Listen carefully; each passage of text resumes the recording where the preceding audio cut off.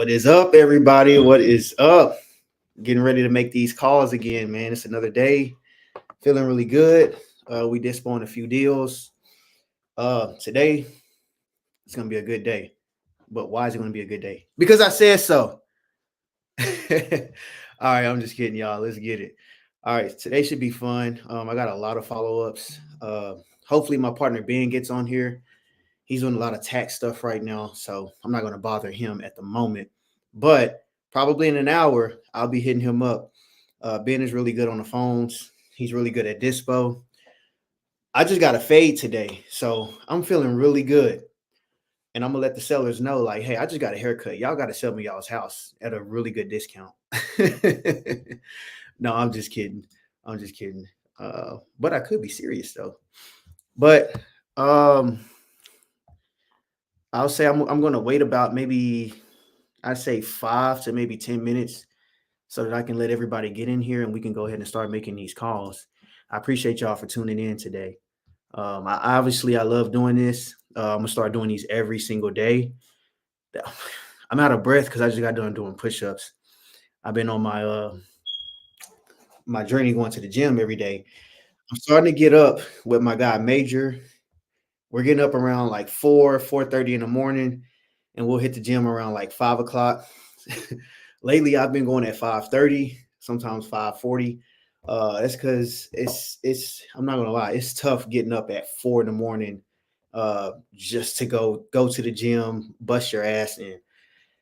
Yeah, it's a little different lifestyle, but I'm doing it. He's holding me accountable. He's doing really really good, and I think we make a really good team together. So y'all will hear me breathing hard for a few seconds, but I'm trying to keep my blood flowing. Because sometimes making these calls, man, that shit is draining. Like seriously, it's really really draining. But I love doing it. So whenever my partner, when he gets done with his taxes, y'all will hear him on the phones with me. I'm telling you, this guy is good. All righty. So if y'all have any questions, damn Instagram, I love y'all. Y'all always, man, I love it. All right, here we go. Thomas, maybe you should get up here with me and start dialing, man. Who else we got in here? Carolyn, what's up? My mama in here. Hey, mama. Who else we got up in here? Y'all should come to my YouTube channel because I'm gonna shut down my live on Instagram probably like 30 minutes. So you might want to come to my YouTube channel. I'm just saying, if you don't subscribe, you might want to. My auntie on here. What are y'all doing in here? All right, all right, all right. Let me get started in a second. Man, I am like, okay, let's see. What does Facebook look like? All right, nobody's on Facebook yet. Oh, good. Y'all got any questions before we get started? Y'all can go ahead and ask away. Like, ask me anything. Ask me um, how am I marketing to these leads? How am I displaying my deals? Do I have a team? Do I have VAs? Like, y'all can ask me any questions y'all want. How did I get started? Anything. Let me see, how long has it been so far? It's only been a few minutes, so we are good. I already got my lead set up and ready. Give me a sec.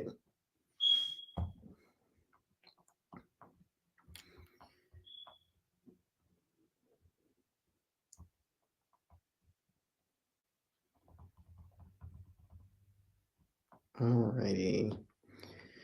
I do want to make an announcement. I don't know if you guys know, but I do have a speaking event with my boy Tez Arbertha. It's gonna be a dope, like a really, really dope lineup.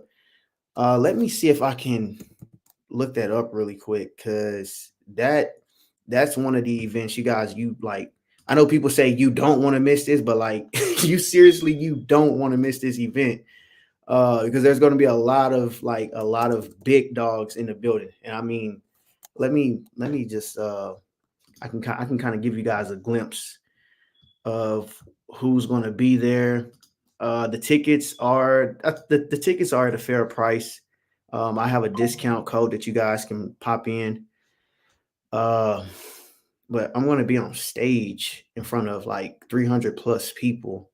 It's my first time actually doing that. Not nervous or anything. I'm just ready to bring value, and I'm ready to meet new people and actually talk, face to face with these guys that's going to be on stage with me. So shout out to my boy Tez Alberta. If y'all get a chance, look him up. Really good guy. He's out of Oklahoma. He's the one that's hosting this event, and I'm excited. It's March 23rd in Oklahoma City. I'm trying to pull up the details for y'all so that y'all can see exactly what we're going over. Give me a second. Let's look up Tez on Instagram right quick.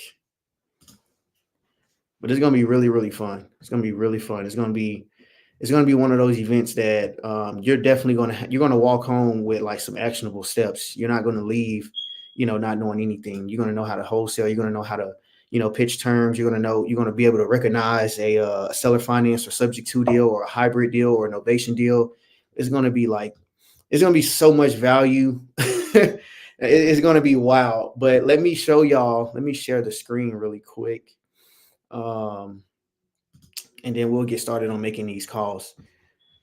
So give me just a quick second. Let me see. How do I share my screen? I think this is it right here. All right, here we go. So this is the website, verifyflippers.com/OKC-evolve. This is a website. He made a really good intro on this. Like, I was excited to go to this damn thing.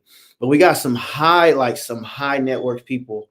Let's look at the lineup really quick. So we got Uncle Charles. I don't know if you guys know him, but he's out of, I believe, San Antonio. Real big guy. We got Carlos Reyes, who's going to be there. And obviously my boy Tez Alberta. RJ Bates, a guy that I love. He's really good on the phones. My man Naaman Taylor. Me and Naaman, man, we like ever since we met, we just been kicking it. We're getting ready to do some big deals together. He's also a coach, mentor, all of that stuff. He's really, really good in sales. We got the Novation King, Rich Wonders, man. This is one of my guys I met out in California when I spoke on stage out there. Me and him spoke on the same stage before, so it's gonna be crazy. We got Aaron Bevins. This is a really good guy. I was watching him when I used to wholesale back, like way back in 2019. Mr. Hustle. This is a really good guy, and also Austin Hancock. Those are going to be the main speakers right here. And then we got the panelists, which is myself. That's me. I'm going to basically be talking about obviously creative finance. That's what everybody know me for. I'm also going to just kind of go over partnering up, like squatting up, how important it is to like find that partner and squat up with them and understand like the leverage that you have when you have a partner and you have a team. You know what I mean? Instead of you trying to do this all on your own, getting one or maybe two deals a month or maybe one deal a year, like you might as well partner with someone who has the experience and get like maybe 15, 20 deals a year. Could be 15 to 20 deals a month, depending on how you structure your business. So I'll be speaking on partnerships and creative financing mainly. Obviously, how to raise capital. That's going to tie into creative and partnering up. So a lot of the properties that I own, majority of them, I would say 98% of the properties that I own, I've partnered up with someone. Used none of my own money, none. I probably put in maybe, I'd say, I don't know, $600 on a house, on a property, but that was about it. Like I don't use my own money because I know I've learned so much that I know how to operate the properties whenever we take them down. And I'm only looking to rent properties out. That's all I want to do. I want to hold them long term. I don't want to flip. It's not my thing. That's not my niche. I found out who I am. I found out what I want to do, and flipping is not my thing. But I want to kind of go and chat about my boy Daryl. Daryl's going to be going over some really good stuff, creative finance, and probably a little bit of a little mixture of both, of squadding up. So these two right here, y'all definitely want to hear us out because me and him, we connect so well together. And we started around the same time, kind of got the same journey, the same story. He played football as well. Like this is going to be a really, really good event. So if y'all can, I'll put this inside. Hopefully y'all can see it, but I'll put the link inside of the all the social medias, Instagram, Facebook, YouTube as well, the way y'all can copy and paste it and then go click on it. It's oh yeah, my girl Cassie. Cassie, she is RJ's right hand. I would say man, right hand man, but right hand woman, her or his backbone, pretty much his business partner. They work well together. But it's gonna be a hell of a show. I think y'all really should come out. Y'all should not miss this. Like this is gonna be a really, really, really fun event. So shout out to my boy Tez, man, for putting this thing on. And if y'all do miss it, I'll see if Tez can maybe get a recording of it, and I can probably it's up to Tez. I just think that y'all should not miss this. I really think y'all shouldn't miss this. So let me see. That's there go my boy right there. There he is, the man of the show. I'm glad I wasn't talking shit about you, Ted. Good to see you in here, bro. I'm finna knock out some calls in a second. Let me see. Let me put this in the Facebook link. Let me see. Oh yeah, I'm still sharing my screen. Oops, hold on. Give me a sec, y'all. Give me like one quick second. All right. Yeah. Okay. Where's my YouTube, folks? Right here. Boom. All right. So y'all make sure when y'all get a chance, y'all go check out the link. If you're not able to make it, again, I'll have to ask Tez to see if we can record it. Maybe he may say yes. And if so, I'll personally go live whenever I go, but I'm not sure if you want to do that for for the other speakers. But Tez is a really good guy. I think I'm pretty sure I can persuade him to say, hey man, you think for the folks that's not able to make it, can they watch it live? He may say, hey, if they paid $5-10 or something like that, yeah, we can record it live and we can, broadcast it everywhere. So that's going to be up to him. I'll ask him, but because I know, a lot of people, y'all got stuff to do.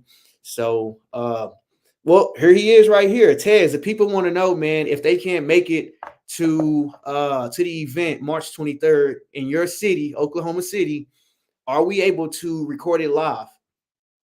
I said we got to ask the man of the show. So here we go, man. He's right here live right now. Let's see what he says. All right. So let me get started. Yes, Sasha, I agree. Tez is he is a phenomenal speaker. This guy's he's a leader, man. I've never seen someone that like actually puts their city and their state on the map. Like Tez kind of like made some noise for Oklahoma. I'm just being real. Like, and that's what I'm trying to do for my hometown, for DFW. I'm from Fort Worth. A lot of people say I'm from Dallas. I'm not from Dallas. I'm from Fort Worth. There's a big difference. I promise you it is. Do not say that Jabs Carter is from Dallas. We will have a boxing match.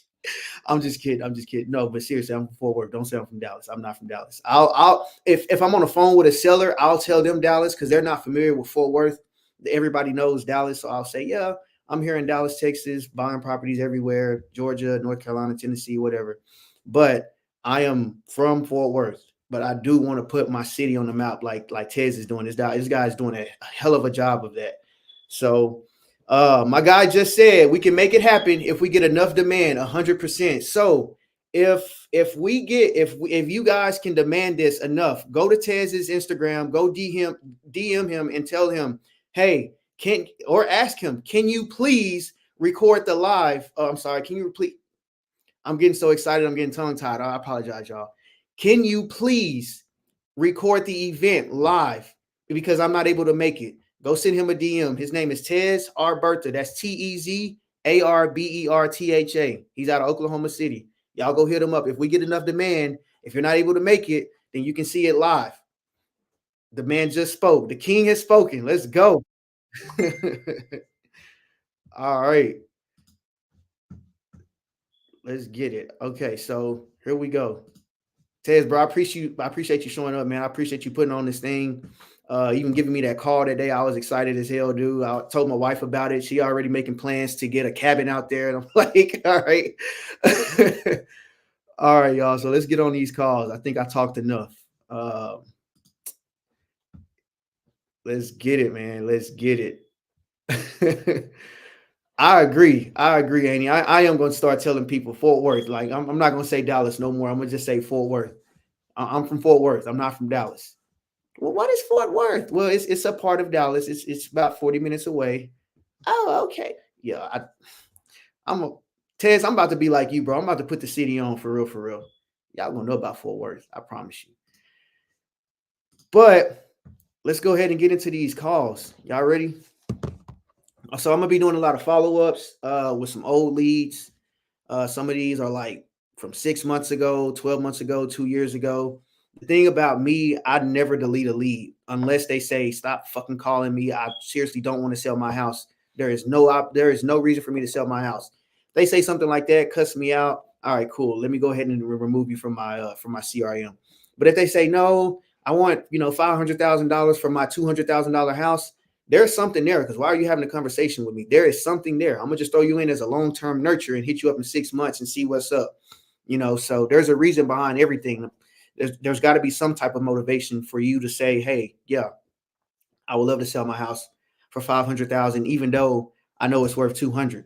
Would even give you the idea of saying like 500 grand? Like what? There is something there. There's some type of motive there. So instead of me deleting these people, I just put them in a follow-up sequence for like every 6 months. And if they say something like, hey, I think my house is worth 300, but I'm asking, 380 or 400. If they're not open to terms at the moment, I'll throw them in as I'll follow up with them every 3 months, because there's something there. They're not too far apart, but we're not on the same page. We're not a fit as of right now. So I don't delete these leads. And this is how I actually grew my business. Like all of the people that would say, hey, I want 500 for my house that's worth 400 grand. Most wholesalers or most investors, they'll delete those leads. So what I found out was, everyone that's deleting these leads, hey, why don't you send them my way? Let me see what I can do with them.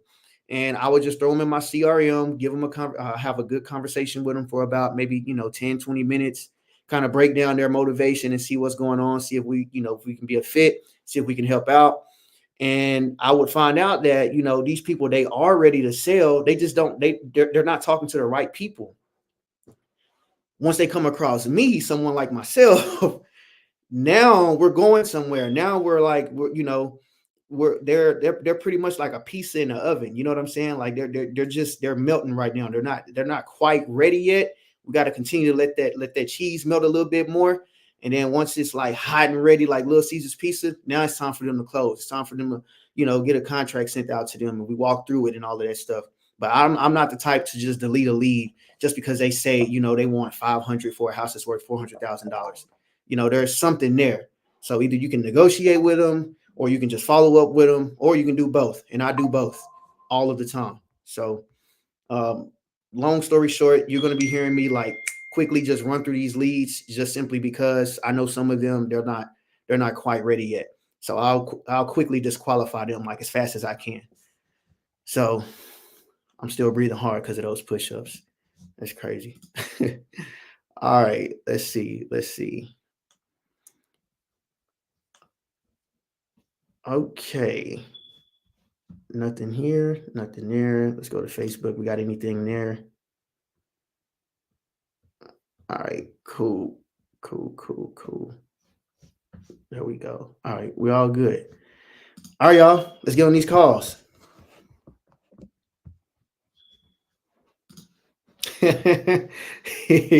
FWD, not DFW. I freaking love it, man. That is funny. All right, y'all, let's go.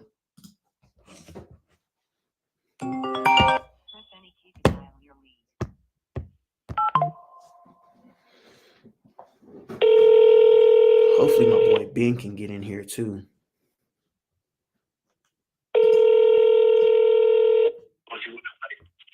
Hello? Victoria, what's going on? Can you hear me? ¿Cómo? You speak English? No, español. Español? Okay. Yo soy negro. Me llamo Jabs. Ajá. Un momento, okay? Okay. Okay, hold on. 1 second.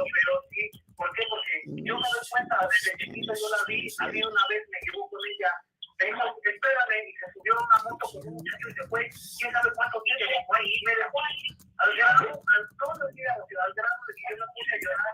Yo tenía como 10 años ahí. what is the street name? Russell Street. Okay, there we go. On Russell Street. Okay. You ready? Yeah. Okay. ¿Alguna vez vendió su propiedad en Russell Street?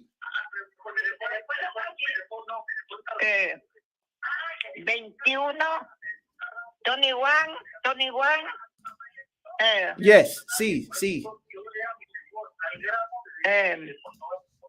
Roson. Yes.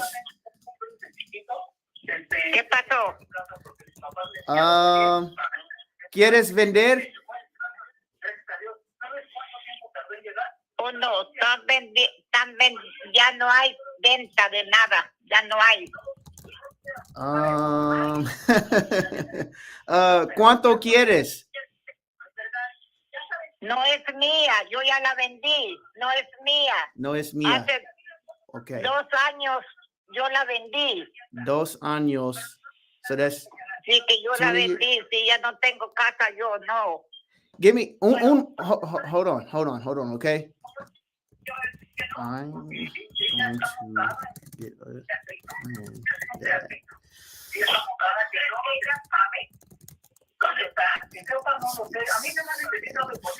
okay, un momento.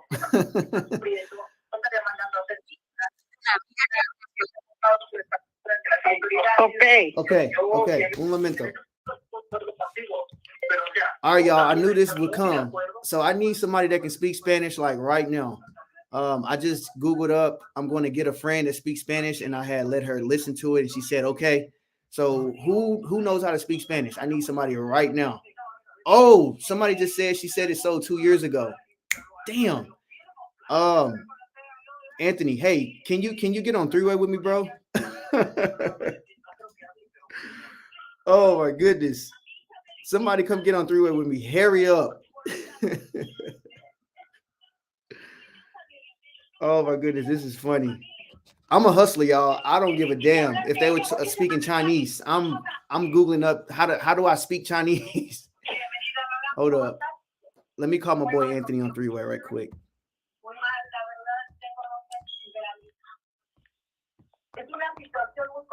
This is funny. I'm glad y'all seeing this live, like so that y'all can see. Like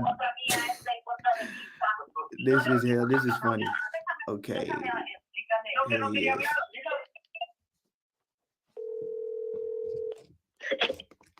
What's going on? Hey, bro. I appreciate you, dog. Hey, the funny thing about it too, bro, is I don't even speak Spanish, but I understand it. So you can't talk to this lady for me, bro? No, I can't. Damn. Okay. All right. Does your wife speak Spanish? Good shit, though. She said it sold 2 years ago. It's been sold. So then why is she still? Hold on. We got notes in here that she was going to. You know what? I might be wasting my time. Yeah. But she's still on the other line. She's waiting for something. So there might be something else. I don't know. Yeah. But all right, bro. But good shit, bro. You hustle, bro. I appreciate you. I appreciate you, man. All right. So. Yo sé que si fuera mi hija, yo sabía que es mi hija. Te pregunto, la persona que te dijo que la vio en el metro. Yo, she is still on hold. Like she's still on the line. This is crazy. Like there's something there. Sir. Hey, Julio, bro, you already know why I'm calling. Yes, sir. Okay. Call me on the line. All right. So this lady, she said she sold a house 2 years ago, but she's still on hold. I'm trying to see if she has anything else that she has to sell. Okay, cool. Okay. All right. What's her name? Okay. Victoria. Dígame. Okay, mi amigo. Victoria, ¿cómo estás? There you go. Hola, Victoria. ¿Cómo estás? Ajá. Bien. Hola, me llamo Julio. Jorge es mi compañero y dice que hace 2 años vendiste una casa con ellos, pero quería saber si tienes otras casas que quieres vender para comprártelas. No tengo. No. No. ¿Conoces a alguien que sí tenga una casa de venta? Sí, ahí está una en la mera calle de la La 3908 Lee. 3908. Sí, A ver, ahí están vendiendo una. Esa no 3908. es mía. Antes era mía, pero ya hoy yo la vendí hace 2 años. Okay. Hey, Carter, so she's saying that the one that she sold 2 years ago, it's for sale now, but it's not hers anymore, and she doesn't have any properties for sale right now. Oh, okay. All right. I appreciate that, bro. I appreciate you 100%. Yeah. Okay. Okay. Bueno, Victoria. Bye. Okay. Bye. Bye. Wow. All right. Well, there we go. We just spent like 7-8 minutes to figure out that this lady don't have nothing for sale. All right, it's cool. Let me go ahead and delete her out of the CRM. But as y'all can see, like I don't make excuses. So if I ever have a teammate that says, "Oh, this lady speaks Spanish, I don't know what to do with her," man, you better get on Google and you better get to talking. But I'm a hustler at heart. Like I do everything I got to do. You know what I'm saying? Plus, it's fun to me. My grandmother, she passed away back in 2015, but she's from Guatemala, so I consider myself some type of Latino or something. So I'm like, I gotta learn this stuff. But let's get back to business. Let's make these calls. But if y'all have any leads that y'all want me to call, like, feel free to hop on here and we can make the call.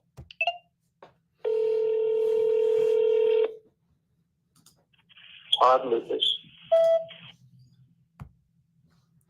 All right, let's call back one more time. Follow up boss. Press any key to dial your lead.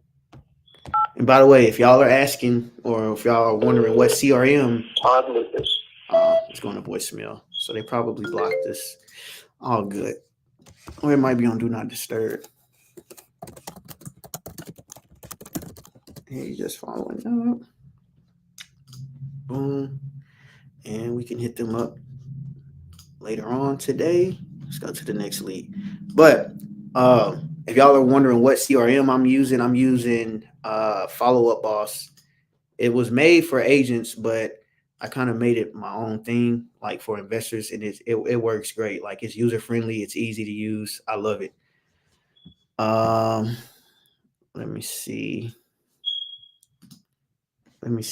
Any other comments? Any questions? All right, my boy Damien, what's up, bro? I miss you, dog. Damien in the house, one of my partners, man. It's my dog right there. All right, let's see. Okay, nothing so far. All right, let me remove that comment. I don't see how Pace does this. Like he does all of this stuff, read comments and talk at the same time. Like I can read a comment and I'm gonna stop whatever I'm doing just to focus on that one comment. All right, y'all, let's get back to these calls.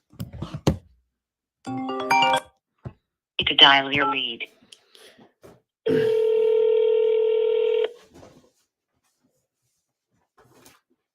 Your call has been forwarded to an automated voice messaging system. 9. Let's try again. And I never just dial once. I always dial twice. Your lead.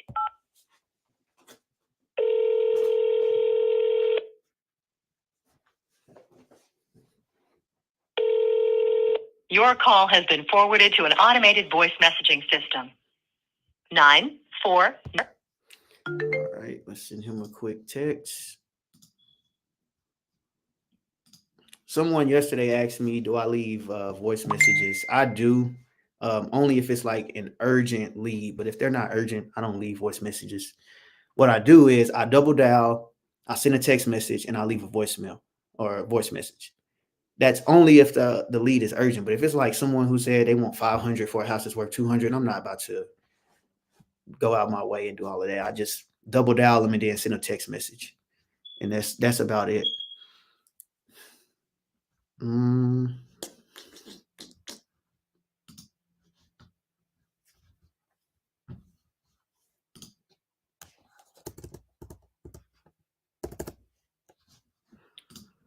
He should be calling me back Probably tomorrow.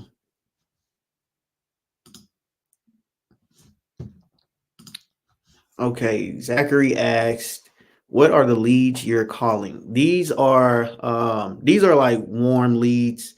Most of them they're from like other wholesalers. So I used to have like a campaign where I would go like into different groups and I would just let everybody know, hey, if you got any, trash leads that, they're either asking too much or you can't lock them up for whatever reason, send them my way. I'll lock them up on terms. And people, they just sent me they sent like a full list, like of like 10,000 leads. Well, not leads, they'll be prospects. And then we will convert them from prospects into leads. Most of those leads came from PropStream.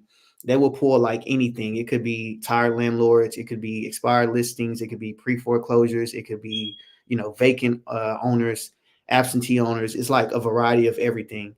But there's no there's no niche list that I'm calling right now. This is just I'm calling like everybody. Does that answer your question, Zach? All right. Let's go to the next lead. Oh, this is the guy who wants to put his house on the MLS. We'll talk to him tomorrow. All righty. Let's see. Let's call this guy. Stay in touch. That's right. I remember that.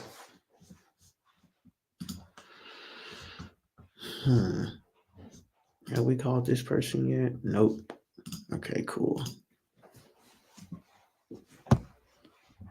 Follow up, boss. Press any key. Your lead. Let's see if we got any more questions. All right, cool. Yes. I love PropStream. I haven't used Privy yet, but I have a few people that actually like Privy.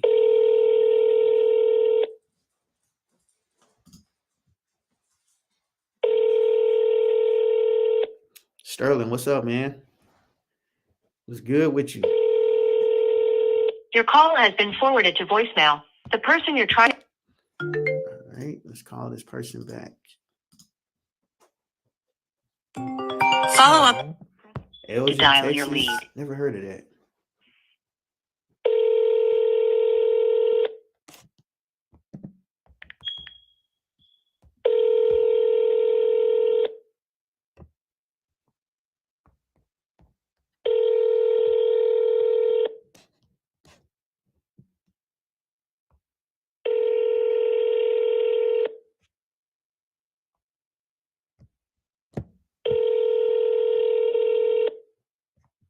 Your call has been forwarded to voicemail. The person you're trying to reach is not available. At the tone.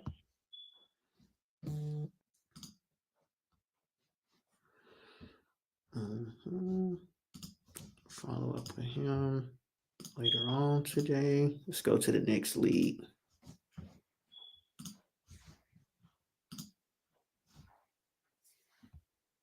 Press any key to dial your lead.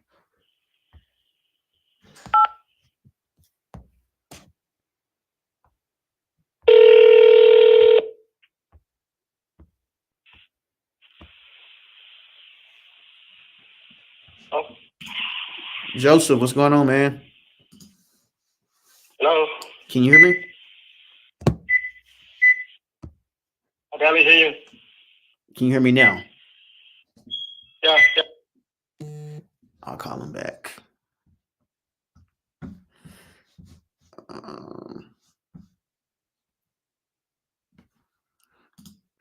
Oh, we talked to him yesterday. Okay, I remember now.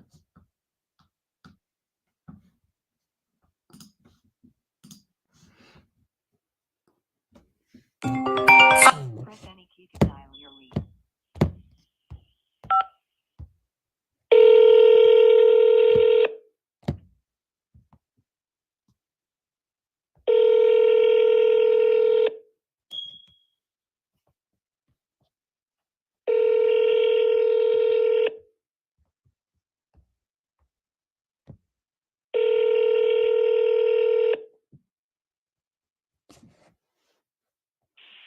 Hi, you've reached Melody Green.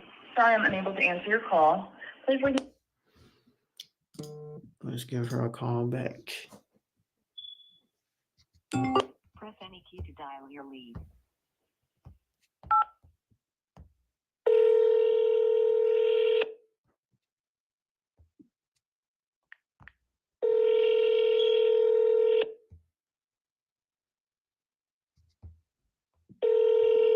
Yeah, my name is Tez, Miss.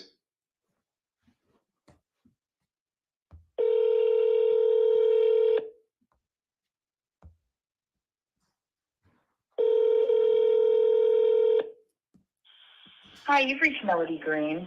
Sorry I'm unable to answer your call. All right, let's send her a quick text.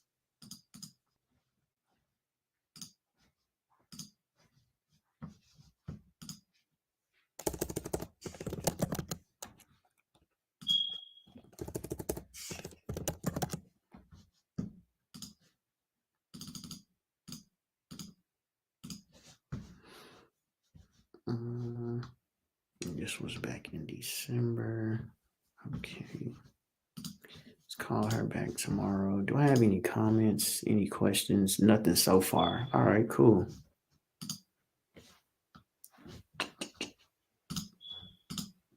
All right, we're all good. Cool.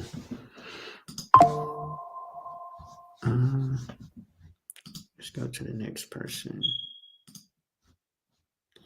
So as of right now, I'm just burning through Key these to dial leads. your lead. Somebody gonna pick up the phone and talk to me. I guess you can call it cold follow-ups. Yeah, let's call it that. Because none of these are like scheduled. I'm just like literally just going through my CRM and calling the leads. Y'all get the follow-up process. Forwarded to an automatic voice message system. 732. But we do have a deal in Dallas that we are trying to dispo right now. ARV is like 260. Press any key to dial your lead. Yeah, the ARV is like 260, 250, 260. Probably needs around like 30K worth of work. We asking 175. And it's in Dallas. It's a 3-bed, 2-bath. It's like maybe 1,500 square feet, somewhere around there. And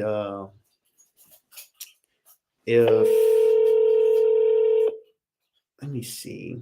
Call has been forwarded to I think an we automatic closing that voice one. message system. 7. How many times did I call this person? Once, twice. All right, cool. Let's send him a text real quick.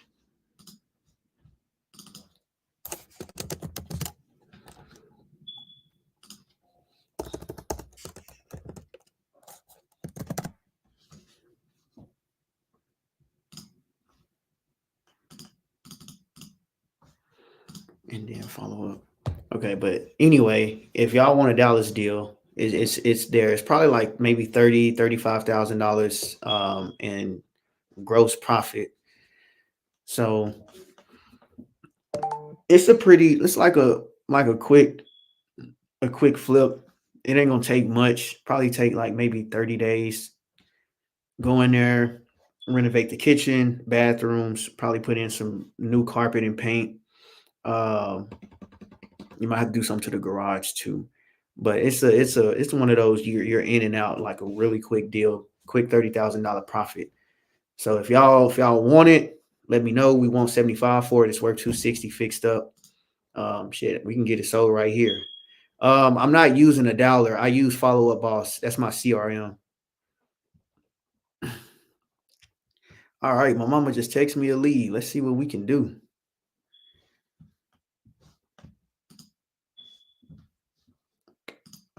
Let me send her a quick text right quick.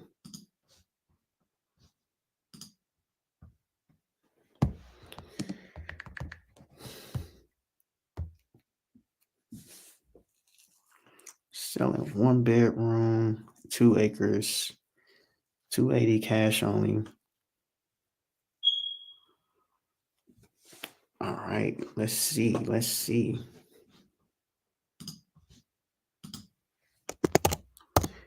294.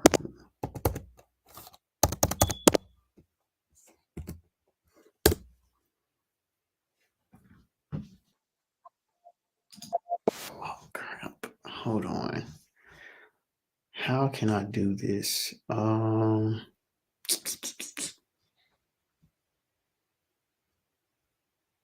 might have to add her in here first.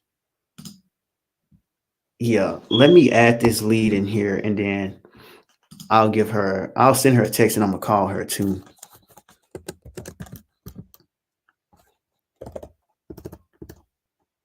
Y'all keep bringing those leads. They gonna get called on. Somebody gonna get locked up today. 298. I mean, on the contract. That's what I meant. A referral. So JV. And here's the address.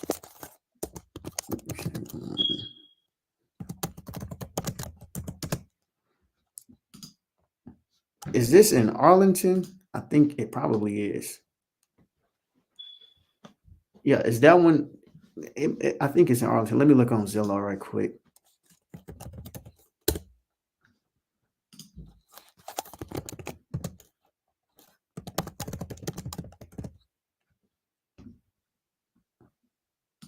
Or is this Groves, Texas? Oh, Mansfield. Okay. All right. Cool. Mansfield. Let me put that in here.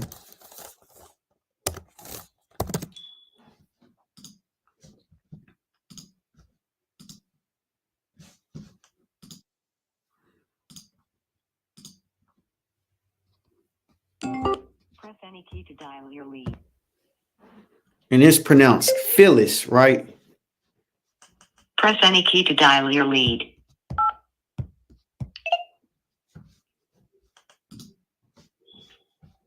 Your call has been forwarded to an automated. Just trying to call him back.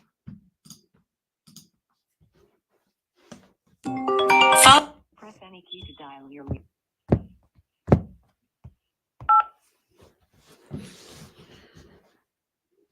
All right.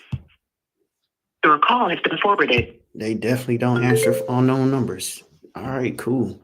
Let me send them a quick text right quick.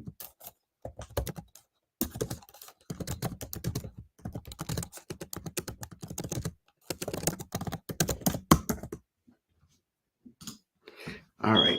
I just sent them a quick text. So hopefully they either call back or they answer the phone.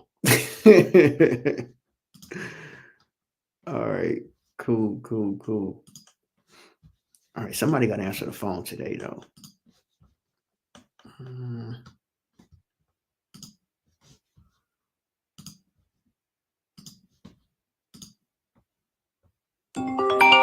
Press any key to dial your lead.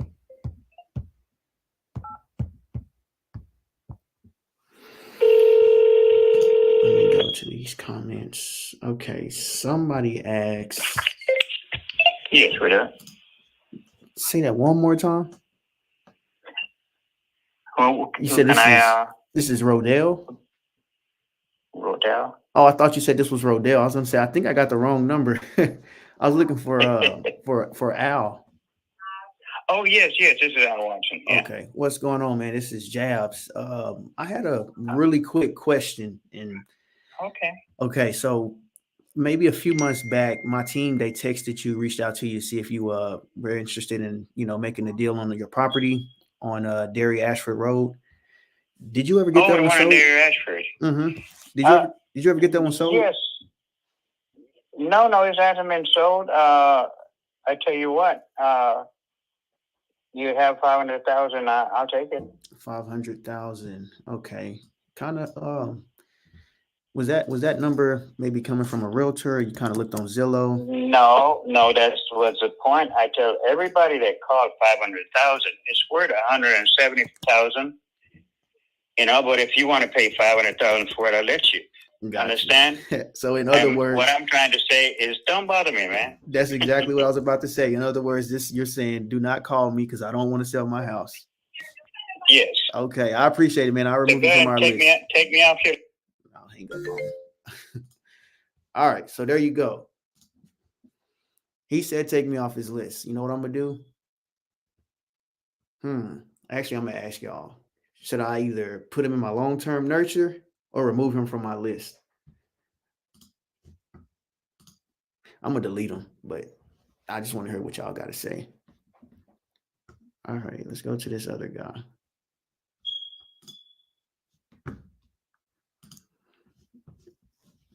I don't even know why he's in here. I don't do cold calling. No offense to anybody that's cold calling now, but I don't do the cold calling. If anything is cold, it's going to be the cold follow-ups. I'm kind of past that stage now.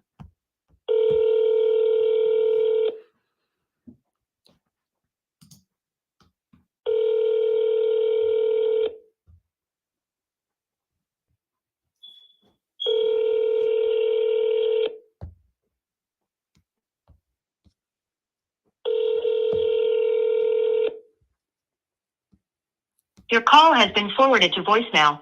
The person you're trying to reach is not available. Let's call him back. Nobody want to answer the phone after Valentine's Day? Like, what's going on? Press any key to dial your.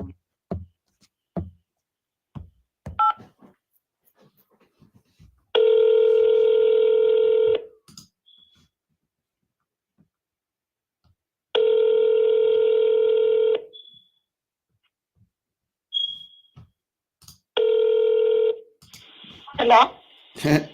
Oh, sounds like I got the wrong number. I was looking for Jose.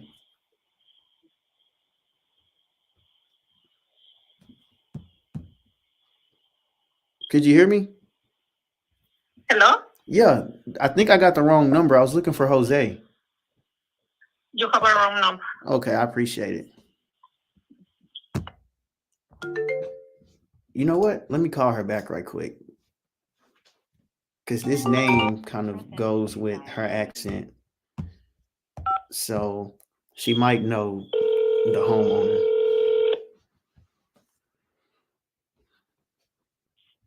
Hello? Okay, one last time. Do you happen to know the owner of this property on Quander Lane out in Houston? Yeah, but it's not for sale. It's not for sale?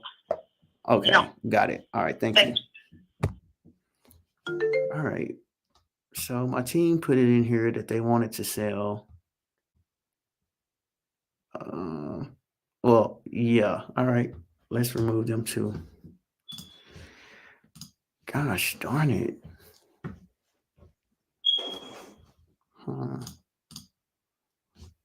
Again, y'all, I'm doing my cold follow-ups. So most of these people, they're like from 12 months ago, 6 months ago, 3 months ago. And if y'all make calls, like y'all know, we already know how this process is. Like it's the boring part until someone is like Follow up. Press any key to dial your lead. not at work, or if they're not busy and they want to talk, then yeah.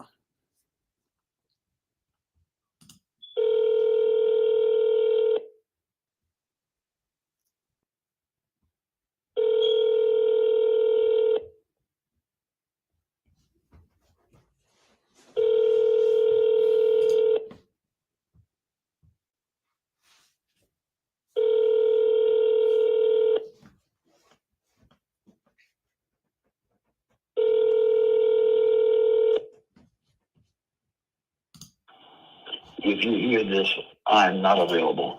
Please leave a message. All right. He's not available. To dial your lead. Let's do the double dial.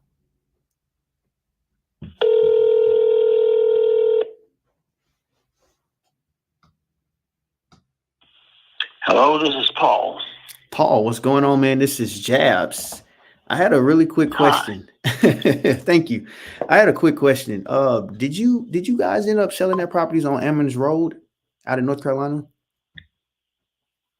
It's at Say that again. Yeah, did you guys end up selling that property on Ammons Road out in North Carolina? No, I don't think so. Okay, because I know my team, they texted you back in December, and I think you said that it was a triple wide mobile home or manufactured home, I believe. Correct. Yeah. Okay, were you looking to get an offer on that one, or did you decide to, like, hey, I want to hold on to this one? I'm going to hold on for a while. I'm going to wait and see what happens.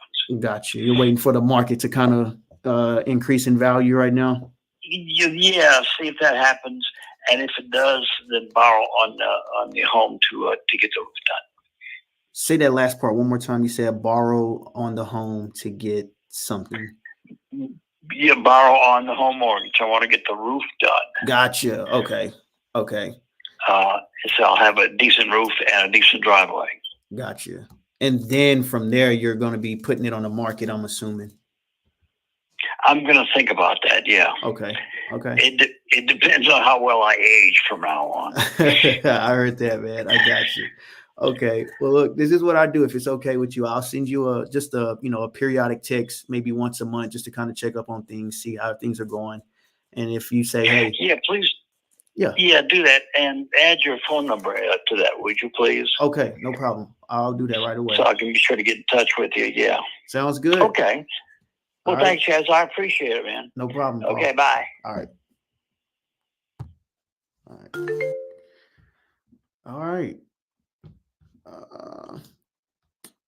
Here we go. So let's mark him as a nurture for now. Send him a quick text. Mr. Paul, it was great talking to you.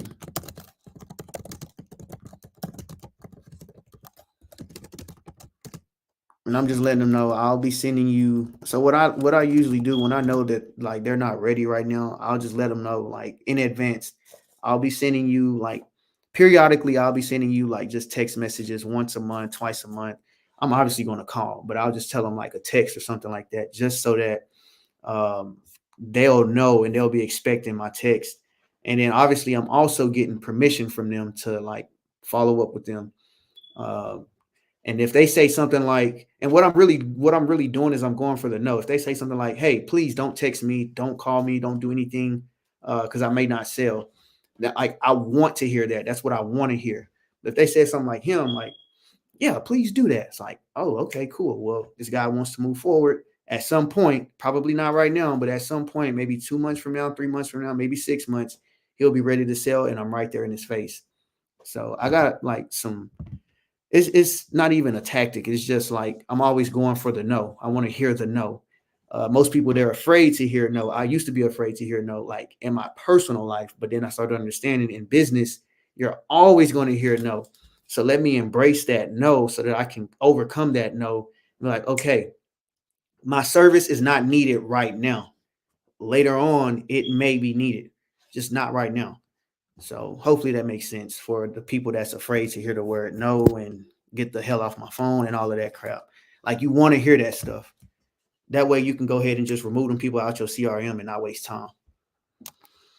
All right. I will be texting you throughout the year periodically.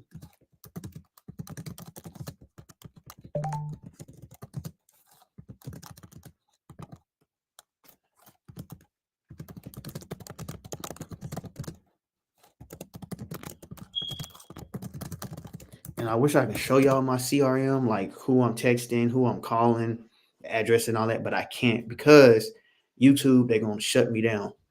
I tried it before and I had like a 3-hour live video, just like going through a whole bunch of calls. And they said, hey, you can't do that. So I learned my lesson from doing that. Like, I had a whole live and I had it, man, it was good too. Like, it was really, really good. And they took the whole video down. Dial your lead. So if you're on YouTube, do not share your screen if it got Hey, you've reached addresses. the land. I'm not available right now, so leave me your name, number, and a brief message, and I'll give you a call back as soon as I can. Thanks. God dang it.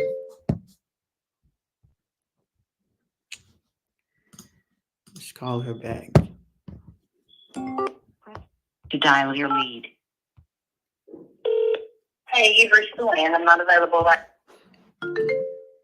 Okay. All righty. What's going on with her property?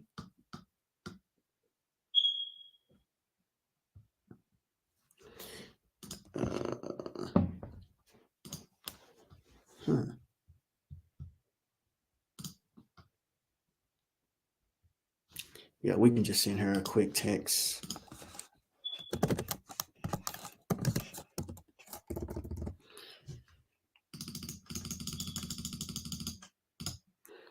Man, I wish y'all could see my CRM. I have a lot of overdue calls, like a lot, a whole lot.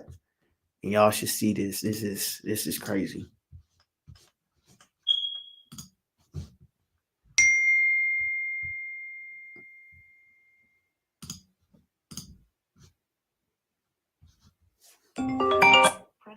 To dial your lead. My mom over here coming with the leads. That's what I'm talking about.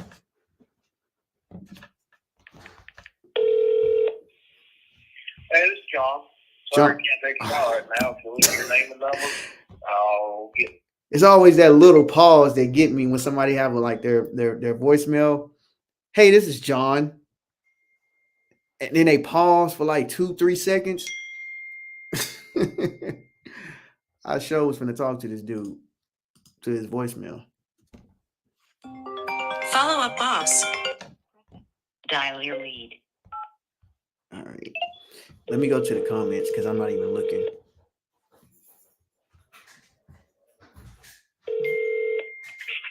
Hello? John, what's going on, man? This is Jabs. Can you hear me loud and clear? Yeah, this is Jabs. I think you talked to one of my teammates a few months ago about Rolling Street. I was just pretty much seeing if you ever got that property sold. Let me, can you call me back in about 10 minutes? I'm currently busy. Okay. Sounds good, man. All right. He probably not even busy for real. Because why would you answer the phone if you're busy? Now, normally what I do is I'll keep him on the phone, even though he said, like, can you call me back in 10 minutes and yada, yada. I'll keep going like I ain't even hear him. But for the sake of live, I want to show y'all good habits and not the bad habits. But I'm pretty like straightforward. I'm one of those guys that like, hey, I'm a salesman. This is what I do. Do I use Google Voice? I use Google Voice for like if a lead, if and hear me out when I say this. If I feel that I'm blocked from a lead, then what I'll do is I'll turn around and I'll call them from my Google Voice number, just in case. Because if I am blocked, then that means obviously, okay, they truly don't want to sell. Or I'll just like pass them on to my partners and let them call them. But I don't really use Google Voice. I don't have to use Google Voice. We got a CRM. Okay. So that was a good question though.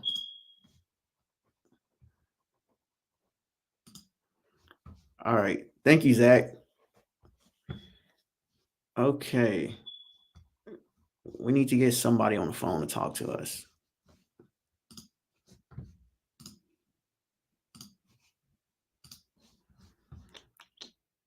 I say us, I meant me.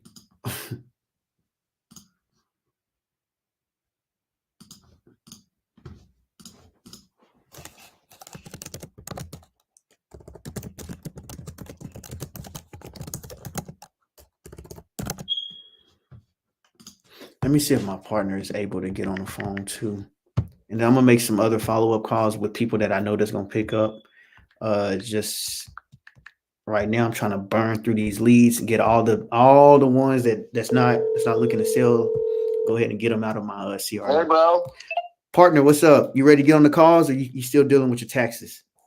Still dealing with it, dude. Okay, all right, sounds good. What Have what a good one. You got a Nope, you got I'm a just call? no, I'm just on the phone, just blowing it up. Okay, yeah, I see you blowing through the calls. I'm fucking trying to get this knocked out. Okay, all right, sounds good. All right, okay, bye. All right, he's busy right now, so damn. But y'all would love to hear Ben on the phone. Like his energy, his tonality, his like delivery is like it's crazy. Like y'all would love Ben is authoritative on the phone. So yeah, let me make these follow-up calls right quick. This guy Scott never answers the phone. Need to dial your lead.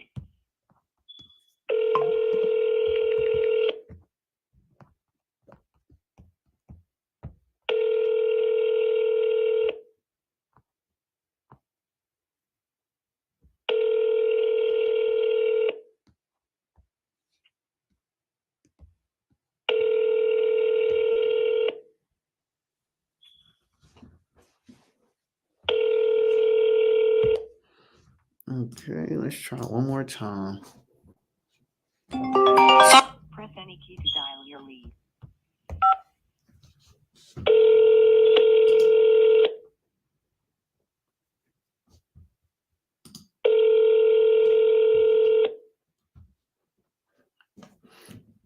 I appreciate that hustle. I wouldn't say I need help. I just get bored being on the phones by myself, and going live, it just holds me accountable. So Your call has been forwarded to voicemail. if you want to hop on here tomorrow, we can get on here tomorrow. But just know we'll be live in front of people. So put on your A game. But let's definitely get on the phones together tomorrow. So someone said, okay, so you're making the calls directly through your CRM. Yes, I am making the calls directly through my CRM. That is, I'm using Follow Up Boss. Oh, good question. What about if a seller ghosts you after wanting a follow-up call? I've had this happen like several times. I've actually had this happen previously. Let me tell you about this story, and I'll talk you through it real quick. But the short answer is there's certain tactics that I use to get people back on the phones whenever I'm ghosted. Sometimes what I'm offering is too good to be true, so they got to go do their research, talk to their granny, their husband, their wife, their spouse, their cousin. They got to talk to their attorney. They got to talk to the title, the escrow agent. They got to talk to all of these people before they get back to me, because what I'm offering them is too good to be true, and it sounds like a scam, quote unquote. So what I typically do is I'll send them a quick text message. Hey, if there's anything I said, my biggest apologies to you, but I would like to chat to make sure that we're both on the same page. Thank you. And then I'll just leave it at that. And then what happens is, for some reason, they'll feel kind of like, oh, no. I apologize. I've been dealing with a lot of stuff. They're saying that just to kind of make themselves sound like they're extremely busy. But really, in reality, what they're doing is they're talking to other people.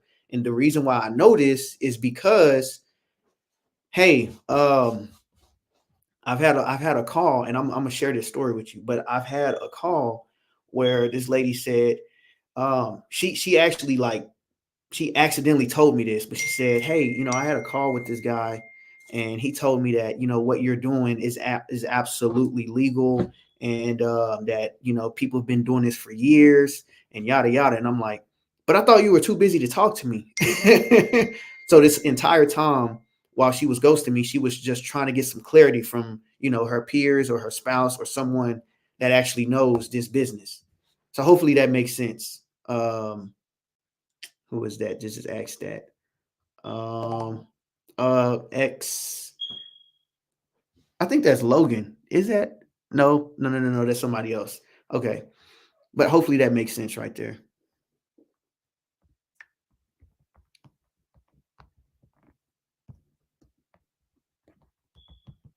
All right. But there's also other tactics that I use to get people on the phone. I'll just send my partners out there. So I use Follow Up Boss, right? And Follow Up Boss, it gives me you can also I don't know how to pronounce this, but you can also just, if you have teammates and people that you trust, have them give them a call and kind of pick up where y'all left off, and then they'll circle back around to you. Like, this is one of the tactics that we use. If someone ghosts me and I'm like, damn, I almost had him where I wanted him, I'll just send him to my partner. Hey, I'll tag my partner inside of our CRM, let him see the notes. Hey, call this person, see what's going on, because they ghosted me. He'll get on the phone with them real quick, figure out what happened, and then boom, send them back my way. Problem solved. All right, let's see. Do we got any other comments on YouTube? Nothing there. Anything on Facebook? I don't see anything so far. Y'all, this is not easy. Like, I'm trying to make sure I get to everybody's comments and make sure I also answer questions and then make these calls. It's funny, but anyway, I hope that answers your question. All right, let's go to the next lead. And by the way, yesterday I got some exciting news. My brother, he just made the University of North Texas football team. So he'll be starting, I think it'll be spring practice with them March 2nd. I was about to cry when he told me the news. Like, it was crazy. But yeah. So if y'all know Otis Walton, hit him up. He's about to become a defensive end for University of North Texas. So he told me to give him a shout out. Here you go. All right, let's get back to the leads. Okay.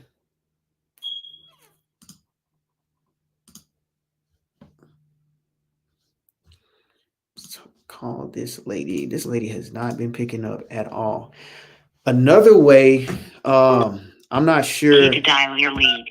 If your lead ghosts you. Another thing that we typically do, we work virtual, right? So everything we do is like on the phones. We don't go out, go to appointments. We don't go look at houses, because most of the times the leads are like fucking out of state somewhere. Your call has been forwarded to voicemail. What we typically do is, if it's out of state and they ghost us for whatever reason, even if we had a really good conversation, we'll just hire a door knocker to go out there and literally go door knock. We don't give them a script. To dial your lead. We're just trying to get them. We're just trying to figure out, like, hey, what's going on? Like, what's the update? Did you get this property sold? Kind of fill me in on the details. We'll just like literally hire someone to go door knock on their door. We also hire door knockers. And I say hire, I don't mean like actually hire people, but we'll have like boots on ground, go out there, go knock on the door and see what's up. Like, hey, what's going on? Telephone number. Especially pre-foreclosures, because those are the main people that like they will not pick up the phone at all. And you'll understand that if you are dealing with pre-foreclosures. So we send people out there to their door. They go door knock them, and man, it sucks when you get ghosted, especially when you feel like you have like a really good deal. You've underwrote that deal, like everything looked good. You're probably about to make maybe a $25,000 assignment fee. And for whatever reason, either your offer is too good to be true, or they're shopping around for more offers, or for higher and better offers, or the highest and best. So, you just kind of do your follow-ups. I send them over to my teammates. Hey, call this person. They don't answer for you, send it to someone else. If they don't answer for that person, send it to someone else. And if after 5 people, if we can't contact them after 5 people, something else is going on. Maybe their phone got cut off. Maybe they're going through a situation. So let's go door knock. And if they tell us like, hey, yeah, I've been going through a lot, yada, yada. Okay, that's what it is. It's always something. It's always a motive behind what people do. The actions that people take is there's a certain motive in order for someone to like take action. You know what I mean? There's a motive for me getting on live, making these calls. My motivation is I get bored making the calls by my damn self. So in order for me to make these calls and do my best, I make sure that I go live, because I have people watching and listening, and I have people that like they're watching everything you do. So that's going to make me, it's going to make me like bring the best out of me, instead of just coming in and half-assing, if that makes sense. So there's a motive behind why they're not, answering the phones or answering the text messages anymore. It's part of the business. Get used to it, especially when you have really good deals on the line. I have enough experience to tell you, like, it's going to happen. So like, just kind of like the process that we have, we just send it out to our other partners. They call them, see what's up. If 5 people can't get in touch with them for whatever reason, or it's been 5 days, we'll go send someone out to door knock on them. Now, the next question you probably ask is, what happens if the door knocker don't get in touch with them? We leave a note on their door. We don't even let them know that they're working with us. We just, hey, give me a call back when you get a chance, jabs. And that's it. All right. Let's see. I appreciate that, Loyal Home Partners. I appreciate that. Biscuits and Julie. I freaking love that name. That is, I love that name. Peter, what's up, bro? All right, let's see. Do we have anything on YouTube? Let's get back to the calls, y'all. Let's get back to the calls. If y'all are on my Instagram, come over here to YouTube. I'm about to shut the Instagram live down in a second. Just because I want everybody coming over to the YouTube live, like trying to set something up. I need 1,000 subscribers on there. Y'all help me get 1,000 subscribers, man. I really be dropping like real gems. I don't hold anything back. And I just got a fade today, so y'all have to go subscribe to my channel. Like, I'm just kidding. Okay, let me call the next lead really quick. Oh, here's a lead that went ghost right here. And I can just have a door knocker go to her mailing address. Dial your lead. Let's see what's going on.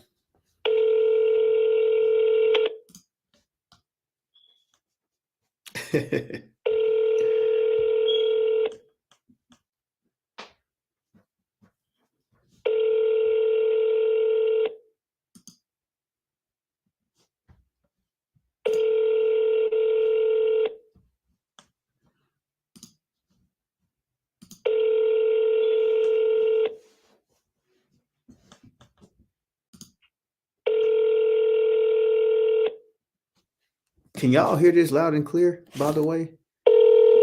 Like the phone dialing?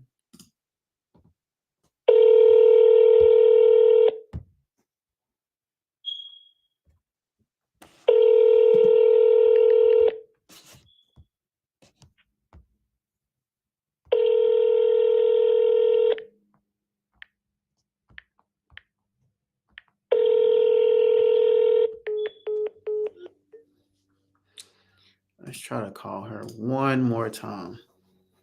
Follow up boss. You could dial your lead. Does anybody have any leads that they want me to call live right here?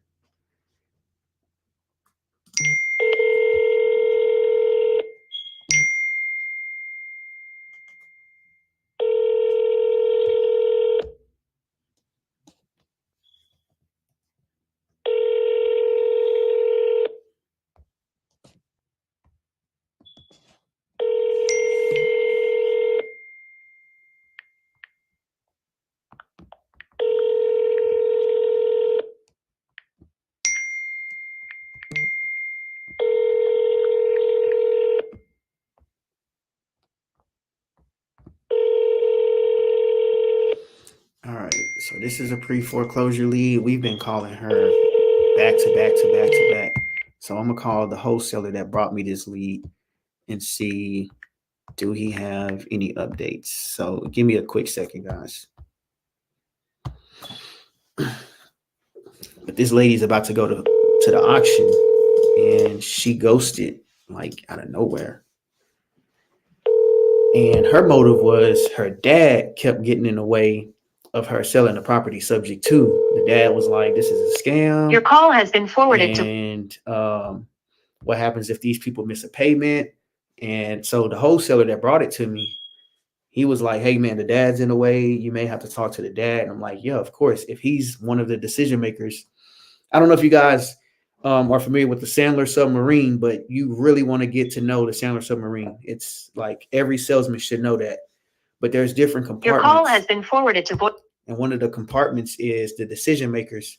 And if all decision makers are not on board, you will not close that deal. Your ship, your ship will sink.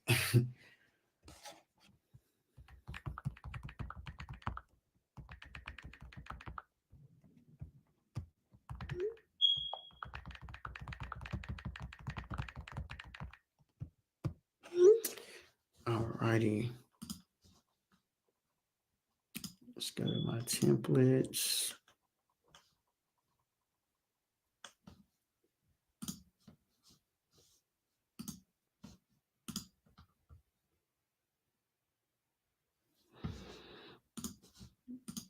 Let's follow up with her in an hour.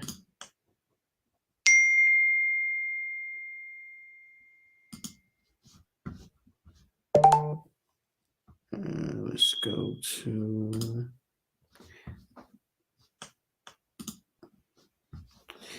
we'll follow up with this lead right here.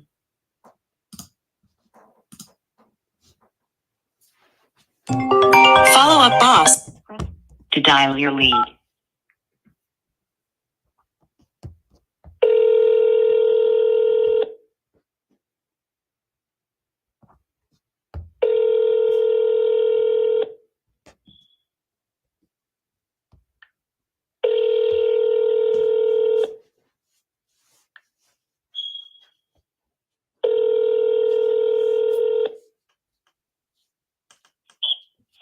Hello, you have reached Carla Pacheco. This is beyond me. This lady Follow up boss. filled out our To form. dial your lead. She filled out our form on Google, and she wants us to stop her auction, right? Like that was the reason she filled out our form, because we do online PPC or PPL, one or the other. But we do some online marketing, and for like inbound leads, this lady, she filled out the form, and for whatever reason, she is not answering the phone. So what I'm about to do is I'm going to go to Facebook, and I'm going to find someone that's in Houston, which is where she lives. I'm going to find someone that's in Houston. First, I'm going to make sure that she actually lives in this property, and it's not she's not an absentee owner, meaning she's renting the property out. So what I'm going to do, here's the steps that I taken. The lead came in. It was an inbound lead, came from our PPC. We called it, text them, called them, text them, called them again, text them again, emailed her. She opened up our email. Oh, actually, no, she didn't, because it'll show me if she opened it up. But we exhausted our options. So now that we exhausted the phone calls and the text messages, the next step, hey, we got to get somebody out there. We got to get boots on the ground. So in this case, it's really good to have like people on standby in the markets that you're in. You want to network with the people that's in your markets. Hey, at some point I'm going to need boots on ground in these areas. Are you willing to be my boots on ground? If we close deals, I can pay you, I can compensate you, whatever. Or you can pay them to go take pictures or whatever. But for leads like this, the ones that's they're not answering the phones or anything like that, let's go door knock. Let's go. Let's see. Why aren't they answering the phone? Because people that go through foreclosure, they're going through a lot of stuff, like a lot. And I'm pretty sure they're getting tons of phone calls from maybe their phone bills, maybe lights, water, gas, like all of these people calling them, and they're like, dude, I'm overwhelmed with all of this stuff. So me as an investor, as a professional, as an expert in all of that stuff, like I have to put myself in their shoes. How would I want someone to reach out to me if they're really trying to help me, right? If you come knock on my door, I have no choice but to answer the fucking door, right? You call my phone, it's like, I don't know this number. I'm not finna answer it. If you text me, if I'm feeling good that day, all right, you know what? I'll text back. But if I'm not in a good mood, I'm speaking as a pre-foreclosure lead. If I'm not in a good mood, I'm not texting back. If my phone is being blown up back to back to back, I'm not texting anybody back. If you come to my door, I have to open the door. Like, hey, what's going on? Who are you? Hey, I'm Jabs. We've been reaching out to you, just trying to make sure everything's okay. Did you get everything squared away with the banks? Oh, yes, I got it taken care of. Got it. Okay, cool. Sounds good. Real quick before I go, in specific, what exactly did you guys do to postpone the foreclosure? Well, my husband, he's getting paid in like 2 weeks. He's going to get a big check, and we're expecting like $5,000 so that we can pay whatever we owe to the bank. Okay. All right, cool. Ms. Pacheco, if your husband, if he doesn't get this big payday that you guys are expecting, what do you think is the next step? What happens then? Well, we don't know. We don't know. Boom. Now I got her where I want her. So me having that person as a boots on ground kind of trained them up a little bit, but me having that person as boots on ground, they're going to put them back in contact with me. Once we close, they get paid, or we can just pay them to even get them back over to us. Sorry. When I get excited, I start talking fast. But so that's my next step for this lead. I'm answering someone's question that they had earlier, but I'm giving you a live example because this lady, she literally went on our website, filled out a form trying to stop her auction. We called her 14 times, 14 freaking times. That's not even including the personal calls that Ben made outside of our CRM. So 14 plus probably 30 from him, 34 or 54 calls, and she still hasn't picked up, no text back, no emails, no anything. So now we're just going to go ahead and have boots on ground and figure out what's going on. So I hope that helped. But yeah, this lady, man.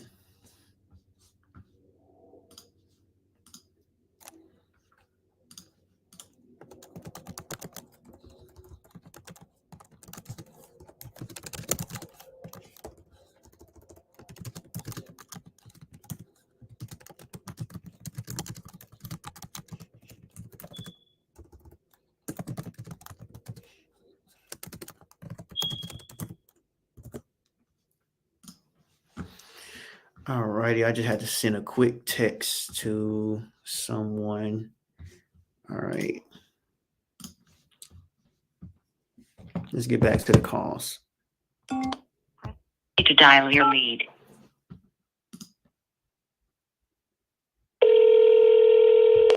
Oh, shit. Let's not call them back.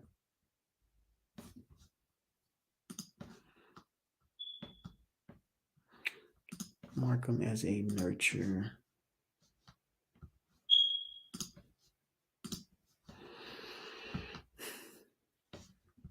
All right, let's see what this guy says. Here's another guy that filled out our website.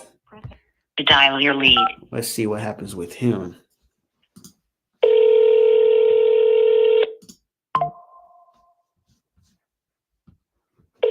Hello.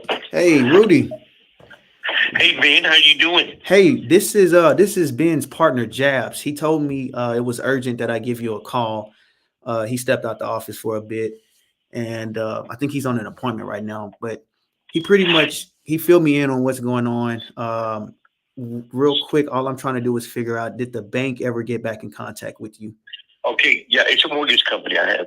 Here's what the situation is because on my bankruptcy case, I had to go back, to court because they were trying to move my payment up, and it was a substantial amount. And so I told them that I could do this much, and that was it. So I went to the courts and went before the judge, and so they denied my request. So because of that, I just told my attorneys, I said, you know what? I said, I can't afford what they want me to pay. I said, so under the bankruptcy court, so I think I'm just going to go ahead and sell out. And they're like, okay, I said, no, that's the best thing for me to do. They said, all right. Well, when I called my mortgage company, they had just gotten notice. I called them on the 5th, February 5th.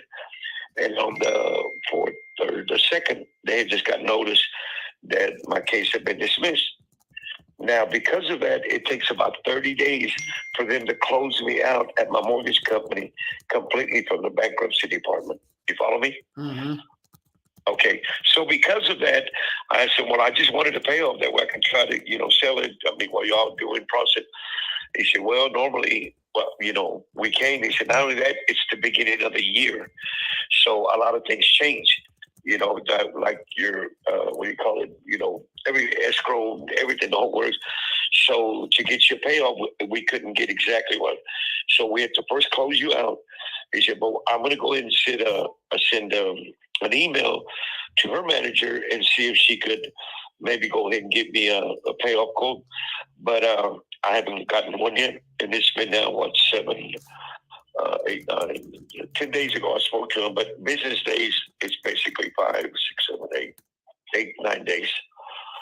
So I might not be hearing that there maybe for another couple of weeks or so. I don't know. And I've been checking my mail every day to see if they don't send me one, but they haven't. And you've also been calling them as well? Yeah. Oh, yeah. I call them. Yeah. I keep in touch with them. Yeah. Because I don't want them to try to foreclose on me or anything like that. Of course, right. They're aware of all this. I even told them, so I'll tell you, like I told them, I said, look, this is nobody's fault. This ain't God's fault. It's not y'all's fault, the mortgage. It's not my turning it. This is my fault. I've done this to myself. Very irresponsible on my part. I'm man enough to own up to it now, getting behind and everything. I said, and so I put myself in this predicament. I said, so I think the best thing to do where everybody can win out is just sell it. Sell it and y'all get paid off. The mortgage company does. I said, this way you don't have to go through the process of trying to foreclose and do all this other stuff. And they're like, oh, okay, well, we appreciate that, because they don't want to foreclose. You know what I'm saying? Yeah. They don't have to go through it. Then they got to get attorneys stuff. Yep. And that's, this way, by me just selling it, it would save them all that money from that. And then they get paid. Mm-hmm. The whole mortgage gets paid off. Whoever decides to buy this house, And so that's kind of where I'm at, And all I'm is just a waiting game, I mean, as of right now. I mean, I appreciate y'all calling me and still interested, but there's nothing we can do till we get, what the payout is, the payoff for them. Got you. But what's your name again? It's Jabs Carter. It's what now? Jabs Carter, like Muhammad Ali's favorite punch. Just an S at the end. Jabs Carter. No, what's your first name? It's Jabs. Okay, spell that for me. J-A-B as in boy, S as in Sam. Okay. J-A-B. S. S? Yes, as in Sam. Jabs Carter? Yes. Oh wow. Okay. Hey man, don't make fun of my name. My mom named me there. No, I'm not gonna make fun of what it is. I was in the insurance business for 15 years and I've seen a lot of names in my time, Yeah. And I know we said that's why I could not. I thought, well, maybe he's got a poor name, but no, Jabs. Oh yeah. I mean, my son, he just had a baby here. He's his ninth child, and he's only 38 years old. He's got 6 boys and 3 girls. They're a set of twins. Anyway, and he named his last one Kingston. That's what he named it. Oh my Lord. I said, okay. That's unique. I don't know where he comes up with these names. His other son is named Jamian. Yeah. But look, Jabs, I mean, like I said, as a matter of fact, I was debating today, this morning, if I wanted to call the mortgage company again, kind of touch base, or maybe wait another couple of days, because it'll be actually, like I said, Monday was a week. I figure, well, maybe I'll wait till Monday, this coming Monday, and it'll be 2 weeks, and I'll call them, maybe see if they, or at the same time, maybe I might get something in the mail, Gotcha. I don't know. Okay. Yeah. It's a waiting but I game, appreciate y'all calling me and staying in touch and tell Ben I said hi, but I will, as soon as I hear something, I will give y'all a call. All righty. Sounds good, Rudy. Last question. You guys already went over numbers and everything, like how much you're looking to walk away with in your pocket and all of that stuff. Not exactly. Well, here's the house is worth $235. That's what it's showing. It's really gone up in value because they have already built over 150 habitat homes around me. Mm-hmm. So the neighborhood really looks nice now. Was that 250? Was that the appraisal that you received? No, 235. That's what my mortgage company appraised it at. Okay, They, 235. matter of fact, they just told me this a few months ago because they drove by, and I said, y'all drove by. I said, y'all didn't come in or anything. They said, well, no, we done the appraisal, and I guess based on whatever other homes or whatever anyway. And I'm just more or less either asking maybe like 180, 190. You know, if it's 180, you still got like 55,000 there. You know, I play with. I think my payoff the last time that they kind of gave me a ballpark figure is like 109. Mm-hmm. So that means I would walk. If I sold it for 180, I'd walk away with 70 grand. You know, and that's what would be my end of it. You know, and if I sold it for 190, then I'd walk with 80. You know, so you know, but I'm willing to negotiate. You follow me? Got you. Okay. You know, yeah. So, you know, so you're a bit so I don't flexible. know. And you know, I did ask him like last year. I don't know, maybe it was around this time last year, and I asked him, "Well, what's my equity?" And they said, "Oh," he said. And so they gave me a ballpark figure on that, and they said it looked like it was about 160. I said, That's a lot of "That equity." 160, 170, yeah." So I don't know. You know, I'm going to be 66 next month. I probably should have done a reverse mortgage. Well, I would. Yeah.